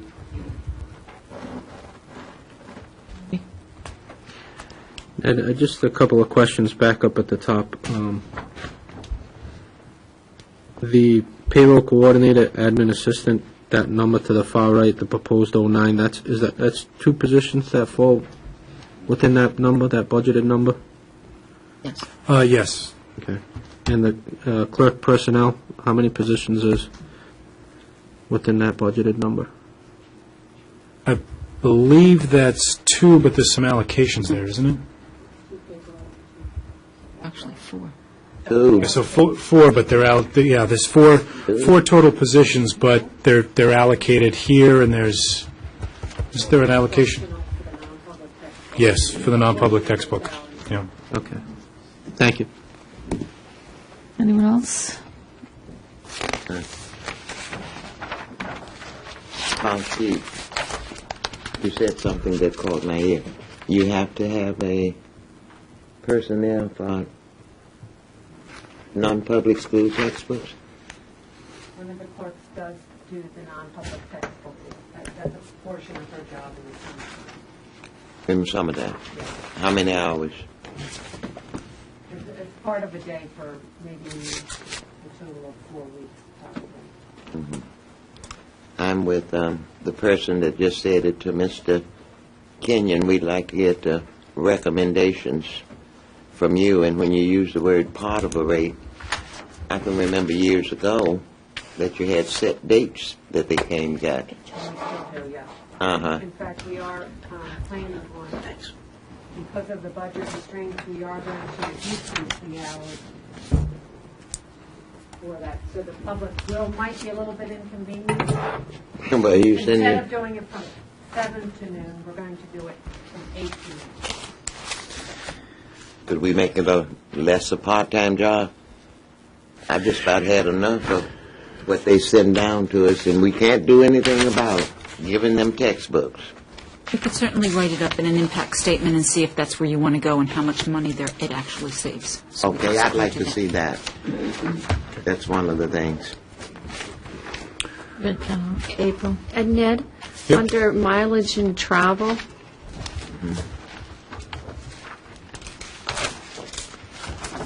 Just curious as to how that is formulated and what that is. I mean, at one point it was $45. Sure, that would depend upon the travel that HR is doing. We had in fiscal year '06, we had close to $1,000.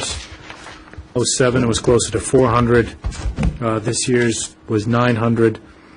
Again, it kind of goes in keeping with. I'll take a look at the trends. This number where you have 2 years, 1 year budgeted, 1 year actual in the 900 range, I would budget 900. It's really a function of what ends up happening. For instance, if we have meetings at the schools, which we've had a lot of this year, you might see that number increase. Once the administrative team is settled in, there's not as much need to interact with the staff at the different schools, maybe that number will go down. But I'd be hesitant for small numbers like that to start to shave them off too much. I know, but when you look at the mileage and the travel for every department, it's very high. And, it's just when, it's spread out through all the different little things we've talked about. But if you start looking at how much mileage and travel we are paying out for the whole district, it's a very large number. So I just was checking that out. Okay, thanks. Any other questions on administration support? Just to round it out, there's the fiscal program, which is the business office.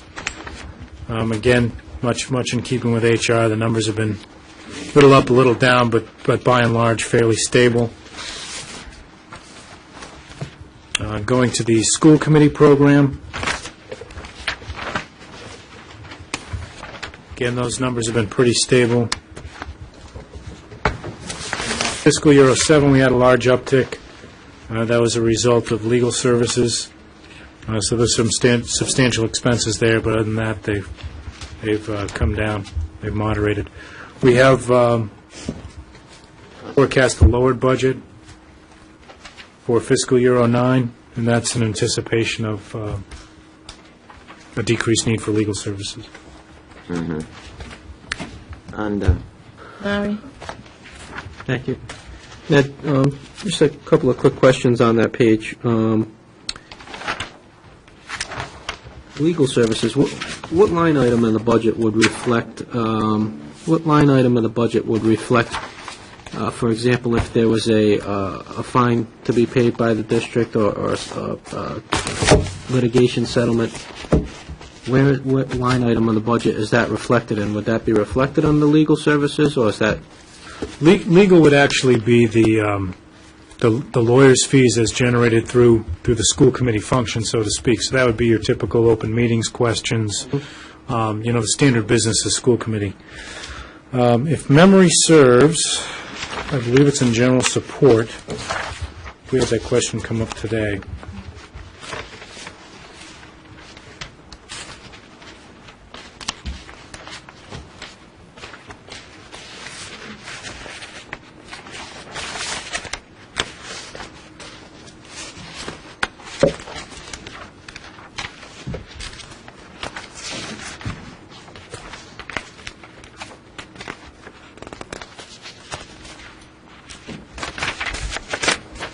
It's on page 6 of 14.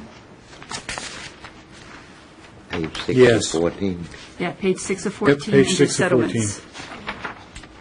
6 of 14. Here, I'm doing it in the back one. What tab? It would be under the yellow tab, the yellow Okay. arrow, under general support programs. Oh, okay. I've not seen it here. And if you start from the bottom and go up, it's about the third item in the Okay, yep, second, settlements. under grand total, from grand total. So that would be, that would just be the settlement fees, that wouldn't include any attorney's fees? It may. For instance, we've had settlements where we're directed to pay some of the attorney's fees for as part of the settlement. So that could include some of them. It wouldn't be relative to our direct defense. Our direct defense would show up elsewhere in the legal fees. While we on that, No, I just have one last question. okay, Thank go you. on. Also, where, in this, would it be reflected in the school committee budget if the school committee was using consulting for anything to the school committee? Policy consultant, for example, or any type of consulting services to the school committee? Typically, that'd be in services. Another man from Western White get his money back. Purchase Services School Committee. Page you on there. This would be the last, Very the last page. Package. Yep, you got it. Okay. You have Purchases Services School Committee? Should be reflected in that line. Typically, yes. Purchase of service. Depends on if it was a directive to the superintendent or if it was something handled directly through the school committee. Thank you, Ned. Any other questions? Mel? Not a question, but these things, to me, in a budget, attorney fees and school committee services, I'd like to see a breakdown of those, because I think before your arrival, I don't know what, but anyway, we voted not to go to conventions and forego things before it was as bad as it is now.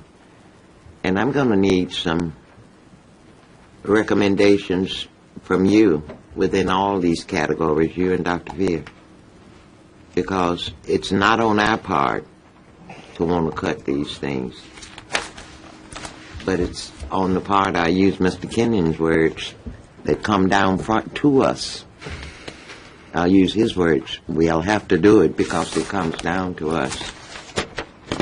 And maybe some of you are wondering why I wanted to hear what the governor had to say, but he has a supplementary budget not for '09, but for the remaining of this year. That's the announcement I wanted to hear. For the remainder of '08, not '08, '09 budget. I want to be perfectly clear. And I would like to see a list from you of things that could be possibly cut, a list from the administration, and maybe we as a school committee can get together and figure out what things we can do, because '08 budget isn't up to July the 31st, and they're going to take $1 million from it. That's just what I heard, Dr. Pitt. The governor's going to take $1 million From this year's budget. from our school? Not from your school, from the state. State. The state cuts, but Throughout the state. there'll And be we a don't get rehash, I much, think, at 11. we don't get much no way. We're supposed to be a high end, so we do good if we get peanuts from it. Am I correct, Janice? Well, it's going to be difficult no matter which way. That's right. All right. So, activity accounts and possible budget cuts, the last two items on this. So, activity accounts, do we have anything? Ned's just going to explain what we do with those. That's another packet in your, another staple in your packet. Staple?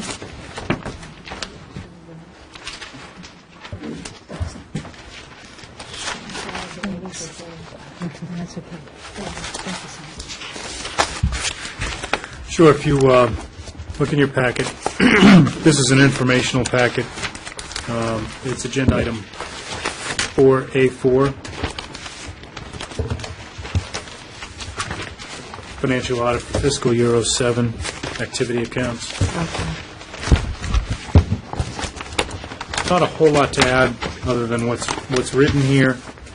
What I wanted to bring to the school committee's attention was that these school activity accounts are in fact audited. Two basic recording methods are utilized. One is at each school, there is a Quicken program. Quicken is a software package. The IT and business office work together with the local schools to implement using the software to help them. Once they were trained, that kind of stabilized everybody and put them on the same methods to track. Consistent with that also, we keep a spreadsheet at the business office for what's going on in each section of the activity account. On an annual basis, an audit is conducted. They'll randomly select two of those schools. They'll take a look at the transactions. They'll take a look at the paperwork that's recorded, and they'll give an opinion as to what kind of controls are in place. This year, the high school and Forest Park were reviewed.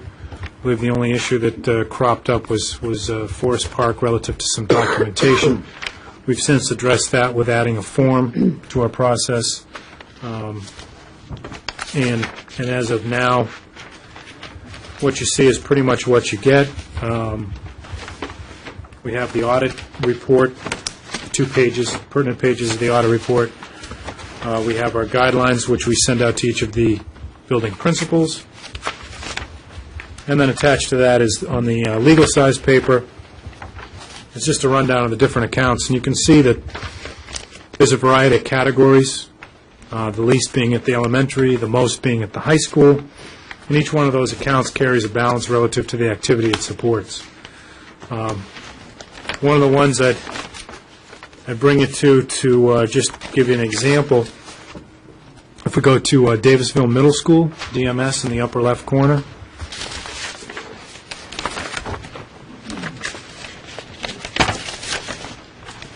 go to the DMS sheet, go down, and in deference to the wellness activities, it's not called soda, it's called juice. That juice line reflects incomes from the vending machine. So this is one of those machines there where we said, I'm not sure where the money is. We found where the money is. In this case, that machine, you can see, starting in September when the kids return to school, goes July, August, then September, it starts to show income. When that income begins to come in, the opening balance, then you move over to the right and it shows you the deposits, the expenses that are against that. Principal has to sign off on all expenditures, so they personally are the ones writing the checks. They also, in this case, using this as an example, it funds field trips. So they may have some programs or some field trips or some activities that they normally couldn't fund. They'll use the money from this income, they'll run it through this category, and that's how they'll keep an eye on what's going on. So that's just one line as an example of the function that's taking place behind the scenes. Ed, thank you for clarifying and providing that detailed information. I think there's been a lot of questions over the years regarding those accounts and vending and whatnot, and I've had many of those questions, so thank you for providing that detailed information to clarify that. I think that Ned has done an excellent job. Would you also, if you don't mind, at the high school level, going over the class activity funds to make that very clear to everyone, because at this audit, it was made clear to us, and it's not a practice that we have been adhering to, but it's a practice that we need to be adhering to. There's different issues that come with these activity accounts. One, you can see that we have a variety of classes there. We're working with the high school administration to follow our guidelines. Our guidelines leave it to the superintendent in terms of working with the superintendent to determine where we're going to put the monies. But there are monies left over from classes that have since moved on. I'd look at the upside here, which is somebody's definitely watching the money. It's been around for a while. There's definitely a positive intent to do things for the kids that were associated with that money. For one reason or another, though, however, the money wasn't spent. So we're going to be working with administration to come up with a solution for that. Mm-hmm. But you'll see in the procedures that were given to our administration, we have a method to do that. We've got some ideas, and we're going to do that. You also note high school as an example. There's a variety of activities that go on there. One of the things we can't guarantee, because there's no way to do it if it's not on our books, is the things we don't know about. I mean, these are the things we know about. These are the things we manage. Things we don't know about, we're working on. But so true. What you know. But I think once you see this level of detail, Sports is all mixed in with us? where are you looking at? Cross-country, football, gymnastics? Relative to it being an activity. Oh, is that what they're categorizing it as, an activity instead of athletics? So it would be activity support. It won't be So this isn't mathematics. additional money, this is just...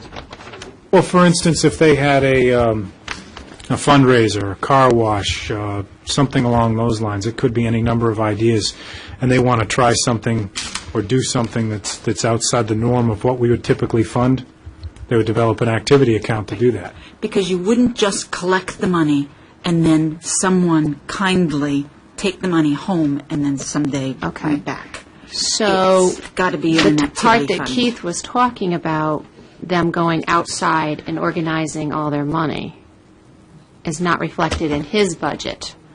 All this He only money does is... the athletics.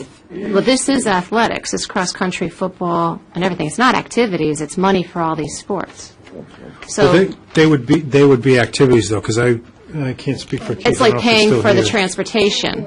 Fundraisers, if the wrestling team has Right. a fundraiser, the money would go into this account, or the cross-country team. Right, and this is the accounts that pay for transportation, like he was talking about. So that's not reflected in his budget. Correct. Okay, so this These is would be over and above the So this is standard other monies services we that provide. go to our athletic program that was fundraised, but it was paying for the transportation. And it's expected to either be expended in a short period of time unless they're saving up for something. Right.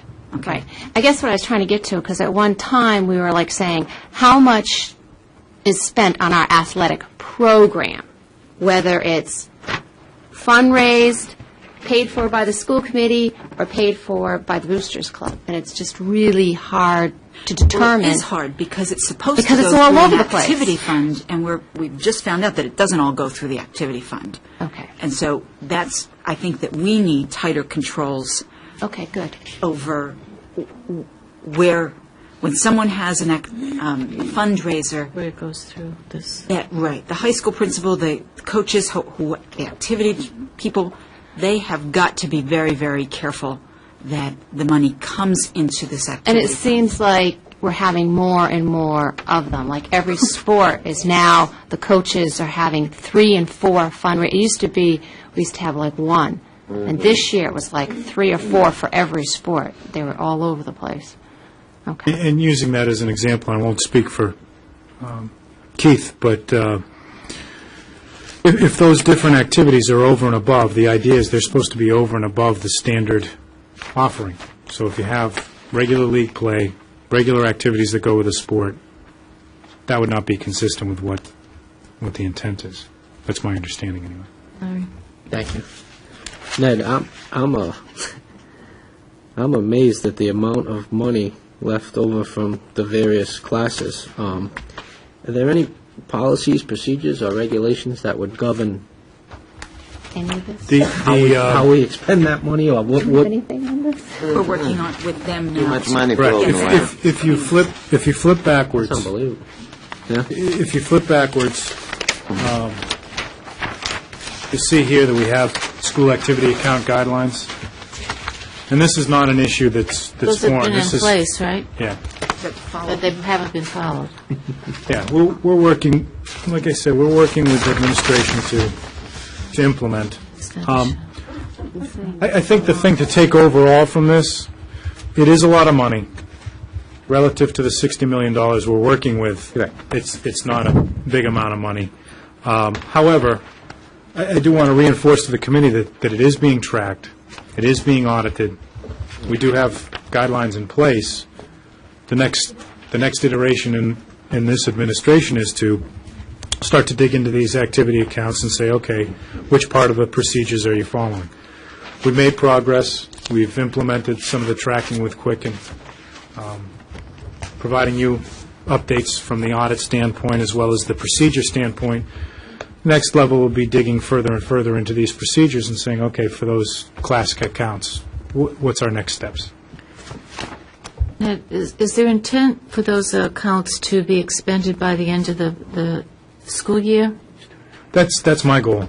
So that every year you would do fundraising for specific activities or events, and then the expectation is that would be sort of like a nonprofit, like you would expend those by June 30th, and then start the new year? Unless you're saving for something. Yes. To save for some other kind of event, but you can Okay. That's what I was going to actually say was Terry and I both made eye contact on that one. I know that the classes, like they start their freshman year saving for doing fundraisers for their prom and stuff. So if we make them expend it at the end of the year, they'll never save enough to pay for that. Not that. Once you graduate, it's the once you graduate and you still have money left, those are the groups that need to expend the money. Barry the Mill. Ned, on page 3 of 3 on that, activities, school activities account guidelines, the last page, would that pretty much be the answer to my question as far as, okay. Yep. So, in a nutshell, saying that it's disposed of in accordance with the superintendent? Oh. Okay. Yep. And that's, again, I would recommend to the committee. Encouraging them to find a project and spend their money. And that's what I would encourage the committee to. We can buy one for them if they need it. We're going to have some needs. Do you have something? Yes, I have Go a ahead. question. And Kim. It was mentioned about the long-term projects, how they started in their freshman year, and then for the junior and senior prom. I think we would be wise as a school committee, even if they start at their freshman year, that each year, at the end of it, that the money be accounted or brought to you or put in the school department, and then each year, if they raise $400 for prom in 2 years from now, somebody has got to have custodian over that money, and I don't think everybody steal, but we got to do better business. That at the end of June, that money would be deposited in an activity account with the group's name that raised the money, and you as finance director would know what they start off with the next year, and if they raise $1 billion every year until they get to be juniors, they would have $1 billion. They would bring whatever plans they had, and you would okay it because it's their money. But it would be better accounting than say go to Fleet Banks and ask them how many accounts do we have here for North Kingstown, or go down to Citizen and say how many accounts. They have 6 different accounts with activities on it. Some kind of way those accounts should be regulated in the main office. It's their money, but that's a way of keeping up with it. That's a way of keeping up with it. Because they could have it in the bank and somebody be on the bank account and something happened to that person and he's not able to sign a check and this, that, and the other, and the kids want to get to it. Then they got a legal hassle. So bring it to the school department, put it in the school department, and whatever they want to use it for, they put in a request to you. Because at the 31st, I think, new budget starts June 30th, isn't it? So they have it in, you can start an account or something, but we got to do better than what we've been doing. And it's a lot of money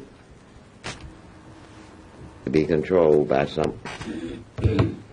To be controlled. And nobody's going to spend it, but we need accountability. That's the main key, accountability. Ned, you said that did I hear you right when I heard you say you were looking at to zero out the accounts for each year, or did I miss? Well, the zero out would apply to the policy as written, so that would be the accounts that have since graduated and moved on. Oh, so the class. This would not apply to the classes that are active and have activities in front of them.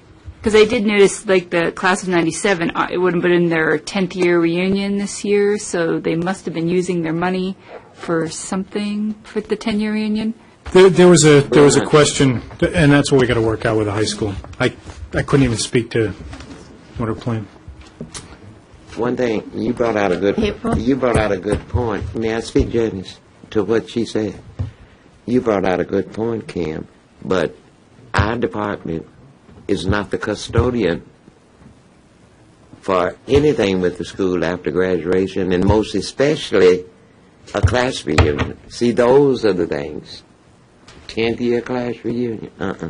You brought out a good point. We're not the custodians of that.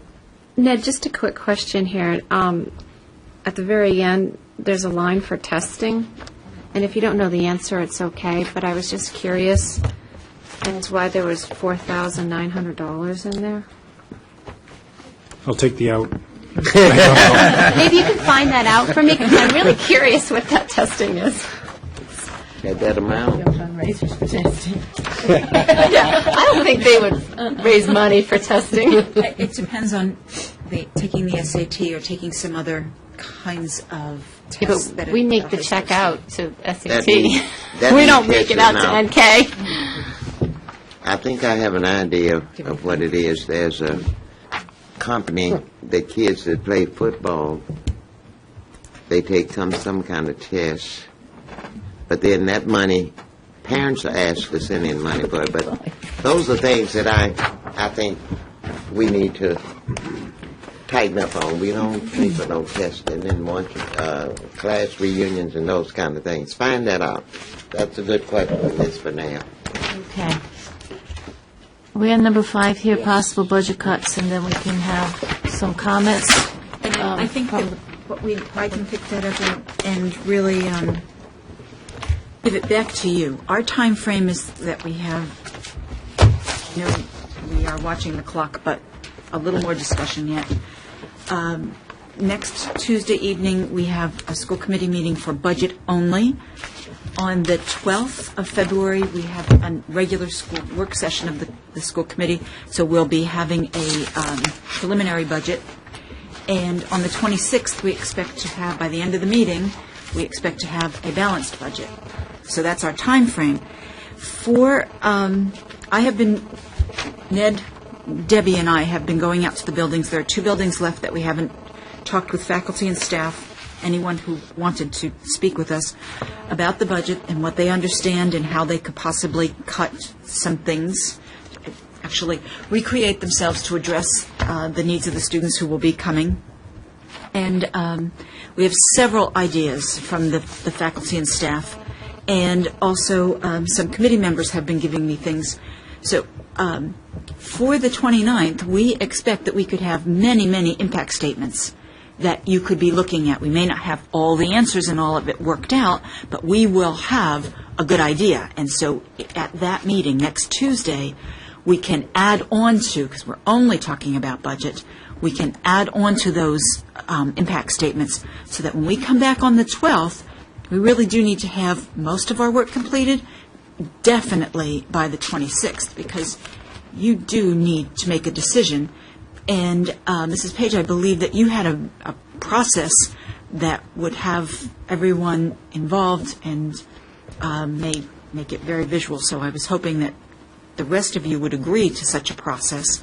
For next week? No, not for next week. We're not ready. I don't even know if we'll be ready for the 12th, but we'll see how close we get, but definitely for the 26th.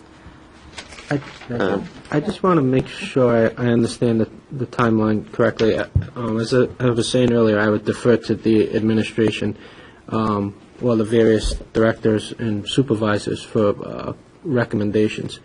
First, what would be an appropriate timeline for the committee members to submit impact statements to yourself and Ned? Anytime now. Okay. Because now, at this point, you've heard everything that we have to present. Right. You can ask further questions. I think that's where the deliberations come in, and we can try to get you those answers before you actually have to vote. So it would be if there's an impact statement from a committee member, we submit it to yourself and Ed? Yes. At any time? Okay. Thank you. Or at our next meeting? Okay. Just at that meeting, we can be talking on it. Okay.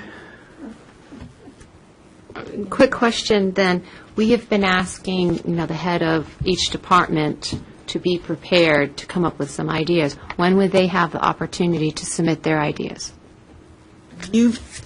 We'll be meeting with the administrators on the 6th of, it's a formal meeting, on the 6th of February. But in the meantime, based on the impact statements that we have, which I don't mind reading you some of these,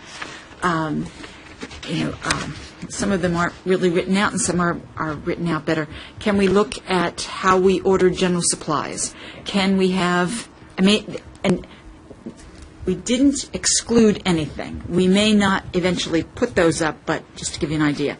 Can we have a 4-day school week? Can we have forced vacations or closings, for example, in the school calendar next year over the winter break, the December to January, closing everything down, except some of the buildings, for example, we have to look into that. High school has a lot of activities, but could we have forced vacations?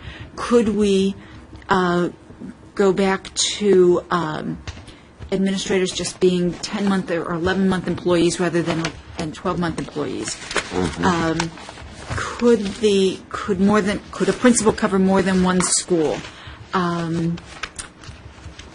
Let's see. How about looking at smart techniques? Could they be taught by someone else?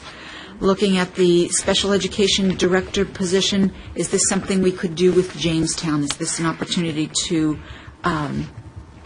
partner with another school department? Just those kinds of ideas. There are many more here. But I guess that's not really answering what I was asking. I'm sorry. That's okay. No, I mean, what you're saying is all good, and I'm glad you asking read it. So we have been asking, after every presentation, be prepared to come up with an idea.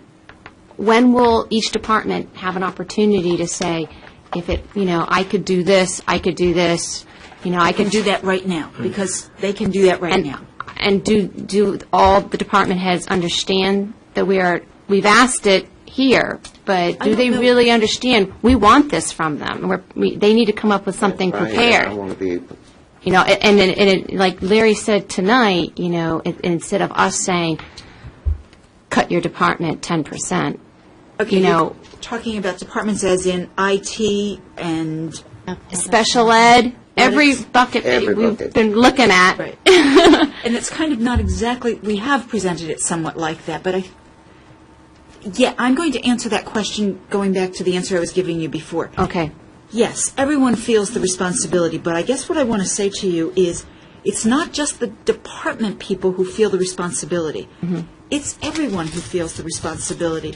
Whether you're a custodian here, whether you're a paraprofessional here, everyone has a voice in saying, this is what I'd like you to take a look at and develop this impact statement. Everyone's been empowered, not just those in formal leadership positions. And all our impacts will affect all of them, all our impact statements. And what I would like to see is the communication come back to us and say, I can even do it better, or I could cut here, I could cut here. And that's like cuts in good faith. I haven't limited, you've only met with them, but I've not asked just department heads or directors or principals. And principals haven't even been here. Mm-hmm. But yet they know what's going on in their buildings. So I've asked everyone. Okay. I've not limited. I just didn't know when was the time they'd actually come forward and give us something. Well, they are at all of these meetings, plus they need to take a look at it. Because, see, it's real easy for me to sit here and say, well, this is what I think you should do. Mm-hmm. And so they need to hear what other people are saying and say, well, maybe I could do that, or maybe this is how I could do that. I think what my concern was is I didn't want to, I want it to be appropriate. I didn't want to jump in front of the principals and other administrators and hand in an impact statement in front of, before they've had the opportunity to. I think that's what my concern was, I think that's fair. I think that the answer to that is, what I would suggest is that we turn those in now. And if she gets two or three from 2 or 3 different segments within the schools, then she definitely would know to really explore that. But if we go ahead and give them now, then administration has time to analyze how much would the savings, what is the full impact. So when we get in here on these final 3 budget dates, that we can move forward quickly versus having to wait for more information. Okay. Everyone has been so cooperative. I just must say that. Ed, your email box will be full tomorrow. Mel? First, I would like to say that you mentioned these in your school committee letter. And they are hard. It would be hard for me, just even though I listened to Mr. Kenyon, even though we had presentations from the IT department and this, that, and the other.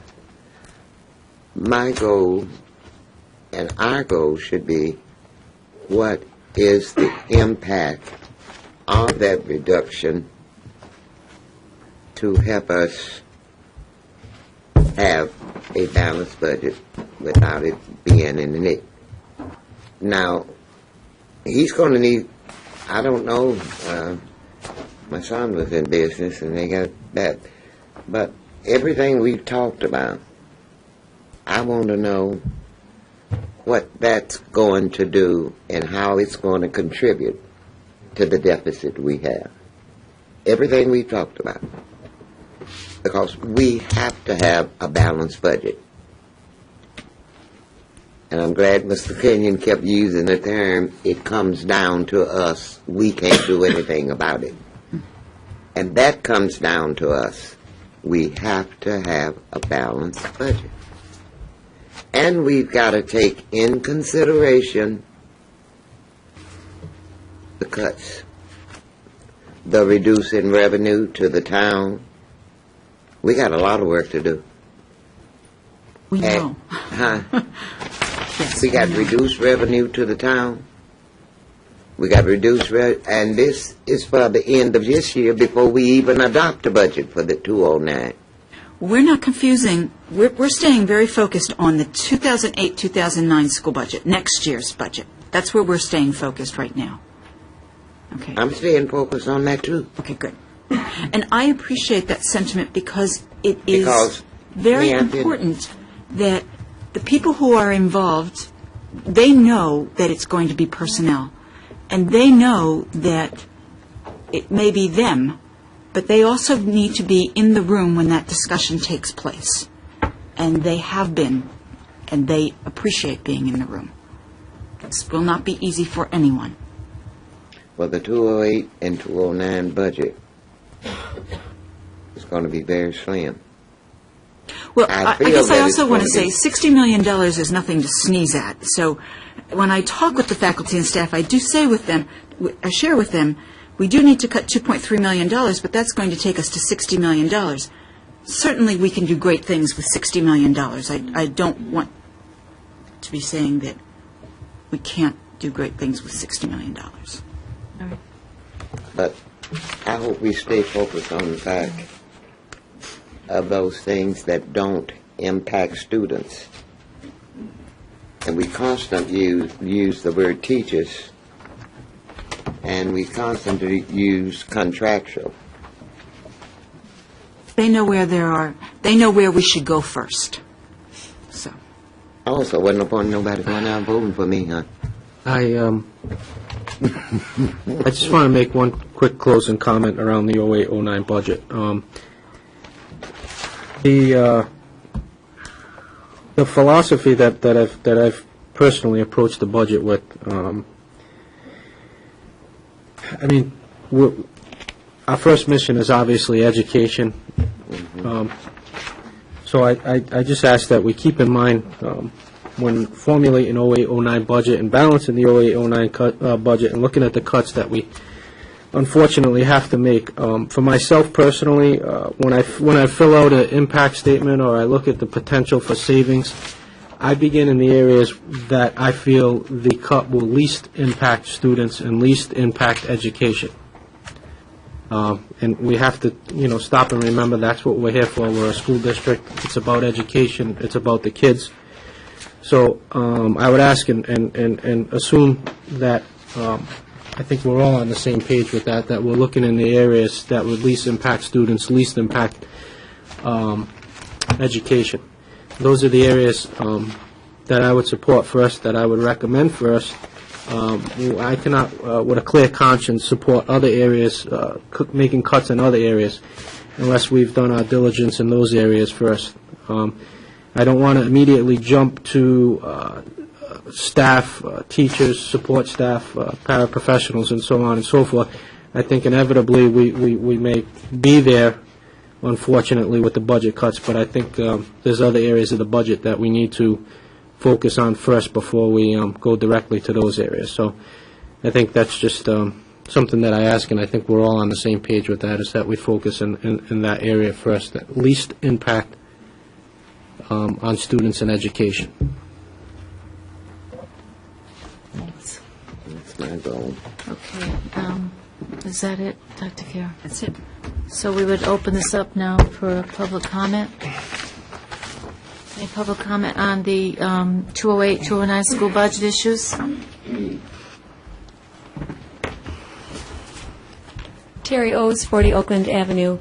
I happen to have been at a SAC meeting this afternoon at the middle school, and we did come up with an idea about budget cuts. And I thought I might just throw it out here while I'm sitting in the audience. We talked about employees who continue working because they need the health care coverage, and possibly working out some kind of a program for retirement for those employees with a health care package involved in that retirement. So, good. Just our suggestion. Like an incentive program for retirement? Yeah, right, yeah, just you call it Yeah. incentive. A lot of people, I think, have been in the district a long time, and they continue to work Because because they of need the- health care. It apparently was offered in the past. Hey, I say let's try again. New management.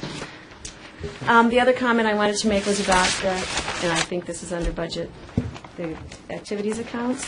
I had a long discussion on Saturday with a friend of mine who works with one of the class advisors whose money is in one of these accounts, and she was telling me about it so that I could bring it up to you guys.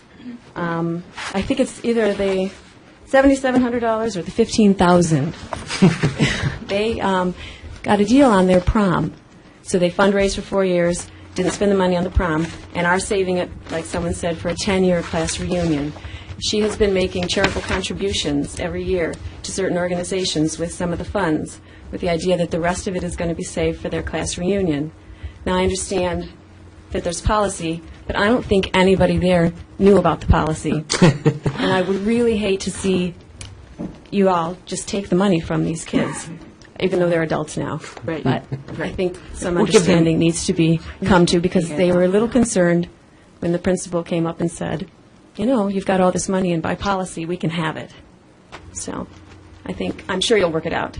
I'm sure we will, too. That's a lot of money. And the kids all fundraised for it, so Right. it was their money. Thank you. Is there a contact information that you could pass along to the administration as far as that class advisor for that particular class? or- That class advisor is Joy Arnold, and she's in the media center. Oh, okay. Thank you.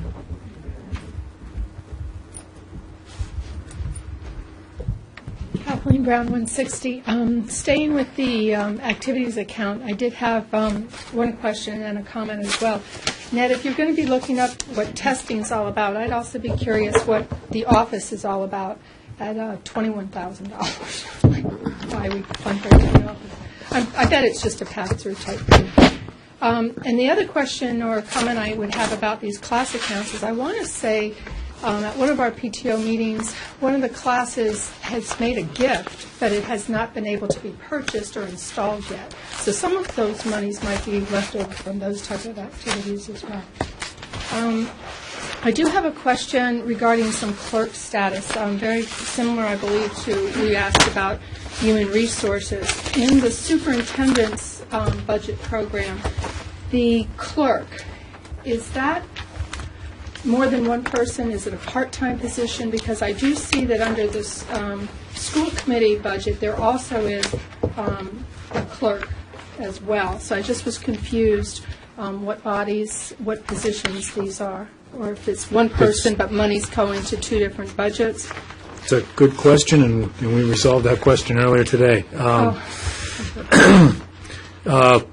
It's allocated between the two locations, so that's why you'll see, I have to find the page here, but you'll probably see in the superintendent program that the clerk's position actually makes the same money, if not less, next year. Is that accurate? Yes. And that's because of the allocation. But the allocations to both the school committee for a portion of time and to the But it's just superintendents for a portion It's of just time. one person? Oh, that's... Oh, you're talking about there's another position in there, yeah. So is it a full-time position and a part-time position? Correct. Or- Right? It's a full-time employee that part of their salary is in the superintendent's budget because they do district-wide responsibility. The other part of their position is the non-public textbook. So it's one full-time position and just it's allocated, No, it's not. She's talking about the superintendent's office, not HR. No, y'all get it together. You've been working on it today. That is the part-time clerk in the superintendent's office, and a portion of that salary is also a clerk that is part of HR. That individual is full-time, but part of the salary comes out of the superintendent, part of the salary comes out of the non-public textbook line item salary. and then part of it is in the school committee as well? Well, maybe you can just clarify that. You don't have to do it right now. But, I mean, there's almost 44,000 in the superintendent's office. There's 13,000 in the school committee one, and then, but the non-textbook isn't even listed here. It's not under the superintendent, it's under the instructional. Right, so that's why I was wondering what the clerk administration district-wide is, and just how many people, how many positions, because my understanding always was that the school committee clerk was a part-time position, and so I just was unclear as to what this other clerk position was within the superintendent's office. I think the school committee one is pretty clear. Right. We may have to clarify Yeah, those different accounts. Without getting into the personnel assigned, Right. we went through the spreadsheet that was used to build the budget, and they have allocations relative to their salaries. So, for instance, we'll take myself, not that I'm in here, but let's say myself, 75% of my salary would be attributed to the superintendent's budget, and then 25% of my salary would be attributed to the school committee budget. So that, let's say we use round Right. numbers of 100,000, 25,000 will show up on the school committee, 75,000 will show up here. It's different positions, but we confirmed the allocations for each of those positions relative to the account numbers. I just can't Okay. can visualize it all right now, but there's Yeah. that's why those numbers don't all shake out to a full-time position. There may be 2 or 3 positions that are 75% of the position is allocated to, I believe it's here in the superintendent program, there's admin assistant and clerk district-wide, there's some allocations there. Same thing in human resources. Human resources has some allocations. Okay, well, if we could just clarify that. Thank you. I think what may help, too, is when we deliver the FTEs, because what you're seeing here is the numbers in the absence of a definition for the full-time employees, and that will probably help, too.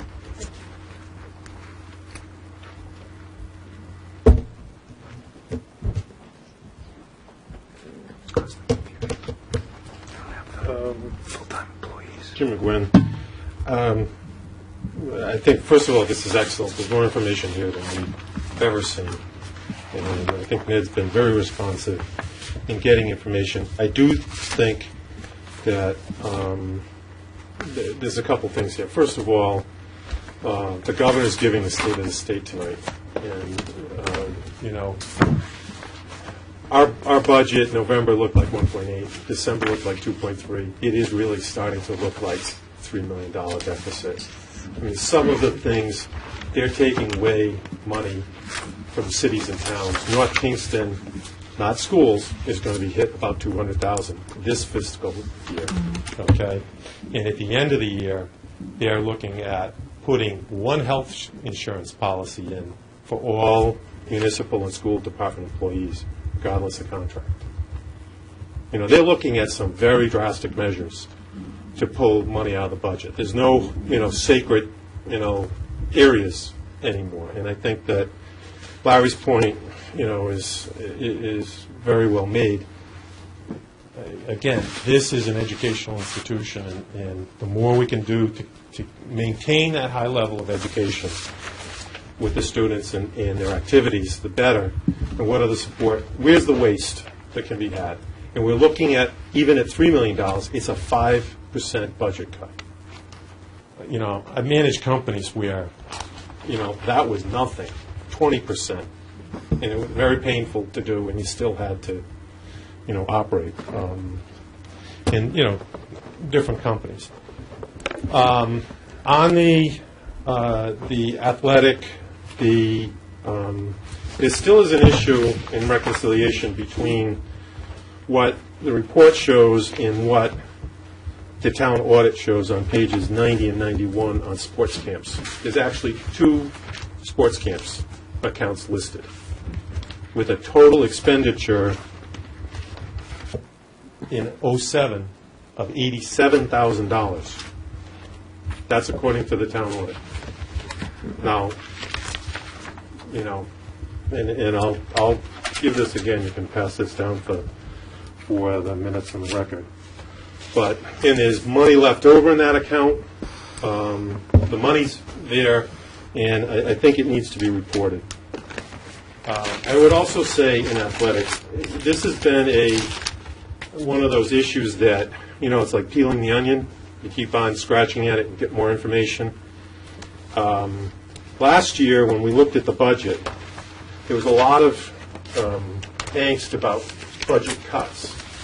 And I'll give a page from the budget last year, and there was purchase services, a negative $70,000 in purchase services. And when you actually looked at the budget from 2005, the budget number from 2005 was $549. 2007, the actual spend number was $614. That was a $65,000 increase, 12% increase. That was higher than any other program in the district. Okay? So I'll provide this. This is a sheet that I've given you before. It gives the numbers. They're very close to Ned's numbers in the audit. And if you remember, at the school committee on July 23rd, the athletic director, there was going to be an $18,000 or $20,000 budget cut. And the athletic director came up and said, "This is going to hurt. We're going to have to cut programs." And Mrs. Benson said, you know, paraphraser, I have it in the minutes here, you know, she called it a threat. It was or wasn't. In actuality, Mrs. Cockrell asked several times in the budget committee meetings, it was actually because $16,500 of that was just applying the new contract with increases on stipends to what the positions actually were instead of doing it arbitrarily. There's been a lot of, you know, not money going out of the building, but just, you know, maybe not according to policy or according to the budget. I'll provide these as well. I'll also provide, one of the things that you get is, you know, you've got enrollment and you know how many kids by school you have in the district. So you know how many children you're serving by grade. It would be very nice to know when you're looking, before you start doing impact statements, understanding, you know, what departments, you know, how many kids they're serving, and, you know, both educationally, athletically, and activity-wise. Okay, where's the money going? How many kids are benefiting? To Mrs. Benson's comment. And I will give you pages from the 1985 North Kingston School Department budget for reference. And you'll see that each activity had its own budget sheet, so you knew where they were spending the money. And, you know, all funds. So, and one of the things that Dr. Fear said in a budget meeting today is, and I think Mrs. Brunel said the same thing, how much does it take to run the district? You don't know. How much money comes from the state, the town, how much money comes from fees that you charge, and how much money do you have to raise? And there's opportunities to raise money collectively that could help. So I'll give you these pages.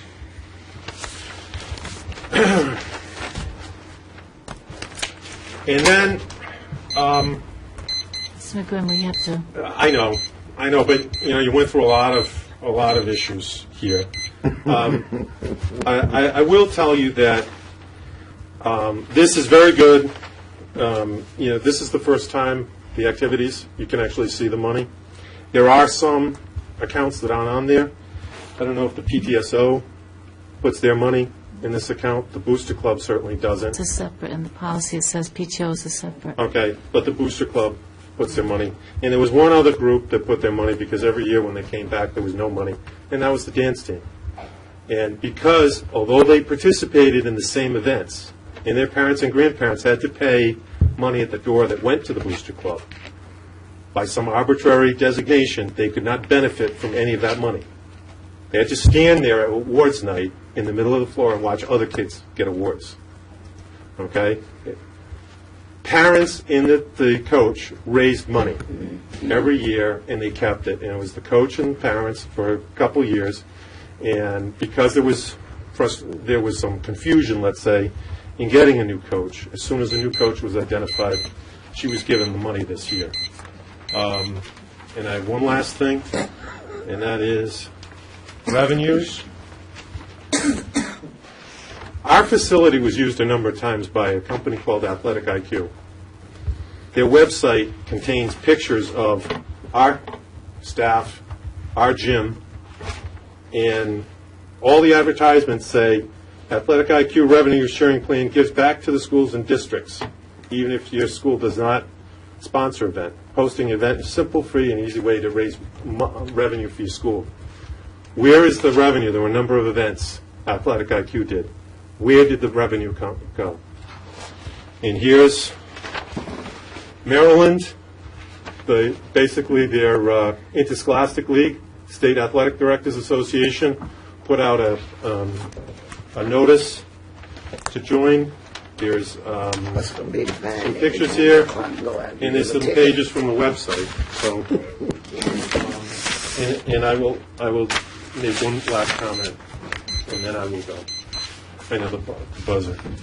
Our athletic department has also been involved in a number of legal issues. The Alberghetti case was settled just last year, and I think it was $30,000 district had to pay. There's another case right now that is ongoing with the interim athletic director that needs to be settled.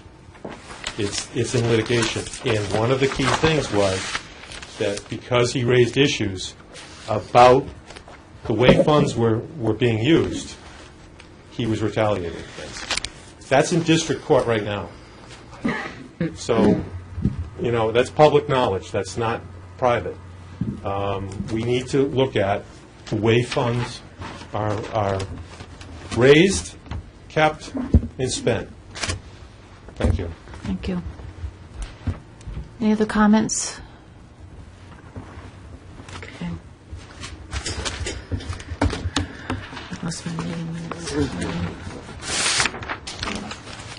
We have an executive session this evening, so. I think Yes, I make a motion to adjourn to executive session. I'll second that. All in I favor? object. I have an Aye. item on the agenda. If you look at the agenda down at the bottom, it's the last item. I will accept it going into executive session if you place it to the top of the agenda the next time. What is it, Mel? See down there? Yeah. Committee member comments. Oh, the comments, so you want us to be able to put that on the agenda, at the top of the agenda for the next meeting? Would you- I want to make mine tonight before we go in executive session. I think that's a quick way of not letting you not express Are you okay with yourself. that? Can you, somebody amend my motion then, just to say after committee comments? Because that's what that says, is committee member comments, and that way you would be able to. Okay, you made the Somebody- motion. I made a Change your motion. motion. No, I'll offer an amendment to the motion that we adjourn to executive session after committee member comments. And I'll second that. All in favor? Aye. Okay, committee comments? Okay, I put in a request, and if you will notice it on your agenda, to discuss publicity and how publicity is being placed in the newspaper with the idea that it is done by the whole committee. I did some research and I went back to when we settled the teachers' contract, and it looked like it's been getting worse and going down ever since. And people think that we are making these comments. And there's one thing particular that something happened concerning one of our administrators that a person mentioned in the press. And I thought that was the most demeaning thing that anyone could do. We have several items. So I think we're going to have, as president, sure you can speak, our reporter call you to speak for the committee. But somehow we're getting too much speech from the one that the reporter calls. And I have them all here. I did research on it. So what we want to do about it, I'm tired of it. It's not giving us a good image. And when I say image, it's not in North Kingstown only. You can go to the other end of the state and something, and somebody will say, if you're under the illusion that everything happening in South County stays in the South County edition, the Providence Journal wants to make money. And if a little interest, it'll get in the Blackstone Valley.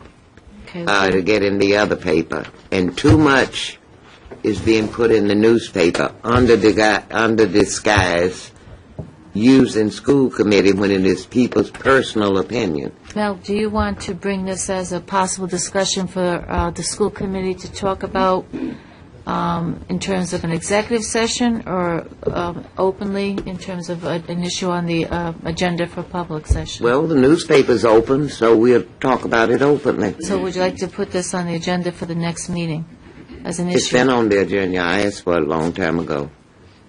And it's on there tonight, and I'd like to finish it tonight. It's under comments right now. Could I make a suggestion? She's correct, it is on the comments right now, so that there can't be an action on it, and I'm not so sure if there should be an action on it, but what I would suggest is placing it on the next meeting agenda, so there could be further discussion and possible action, because at this point, it's just on the comments. Would that be our next agenda, the 29th? Because that's, I thought we were just going to be devoted that. Well, yeah, I would say the next regular scheduled meeting. That would be my suggestion. I mean, I think you can go further with your discussion at that point.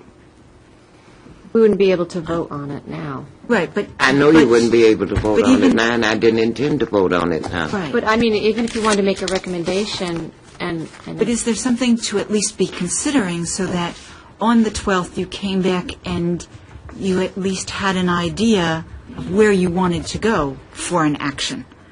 Because I think it does require some conversation about how each of you feel, because there's a lot...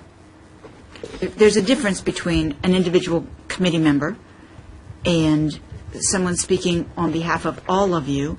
I think you do know the difference, but how do you want to operate? I think that's the conversation. Am I wrong?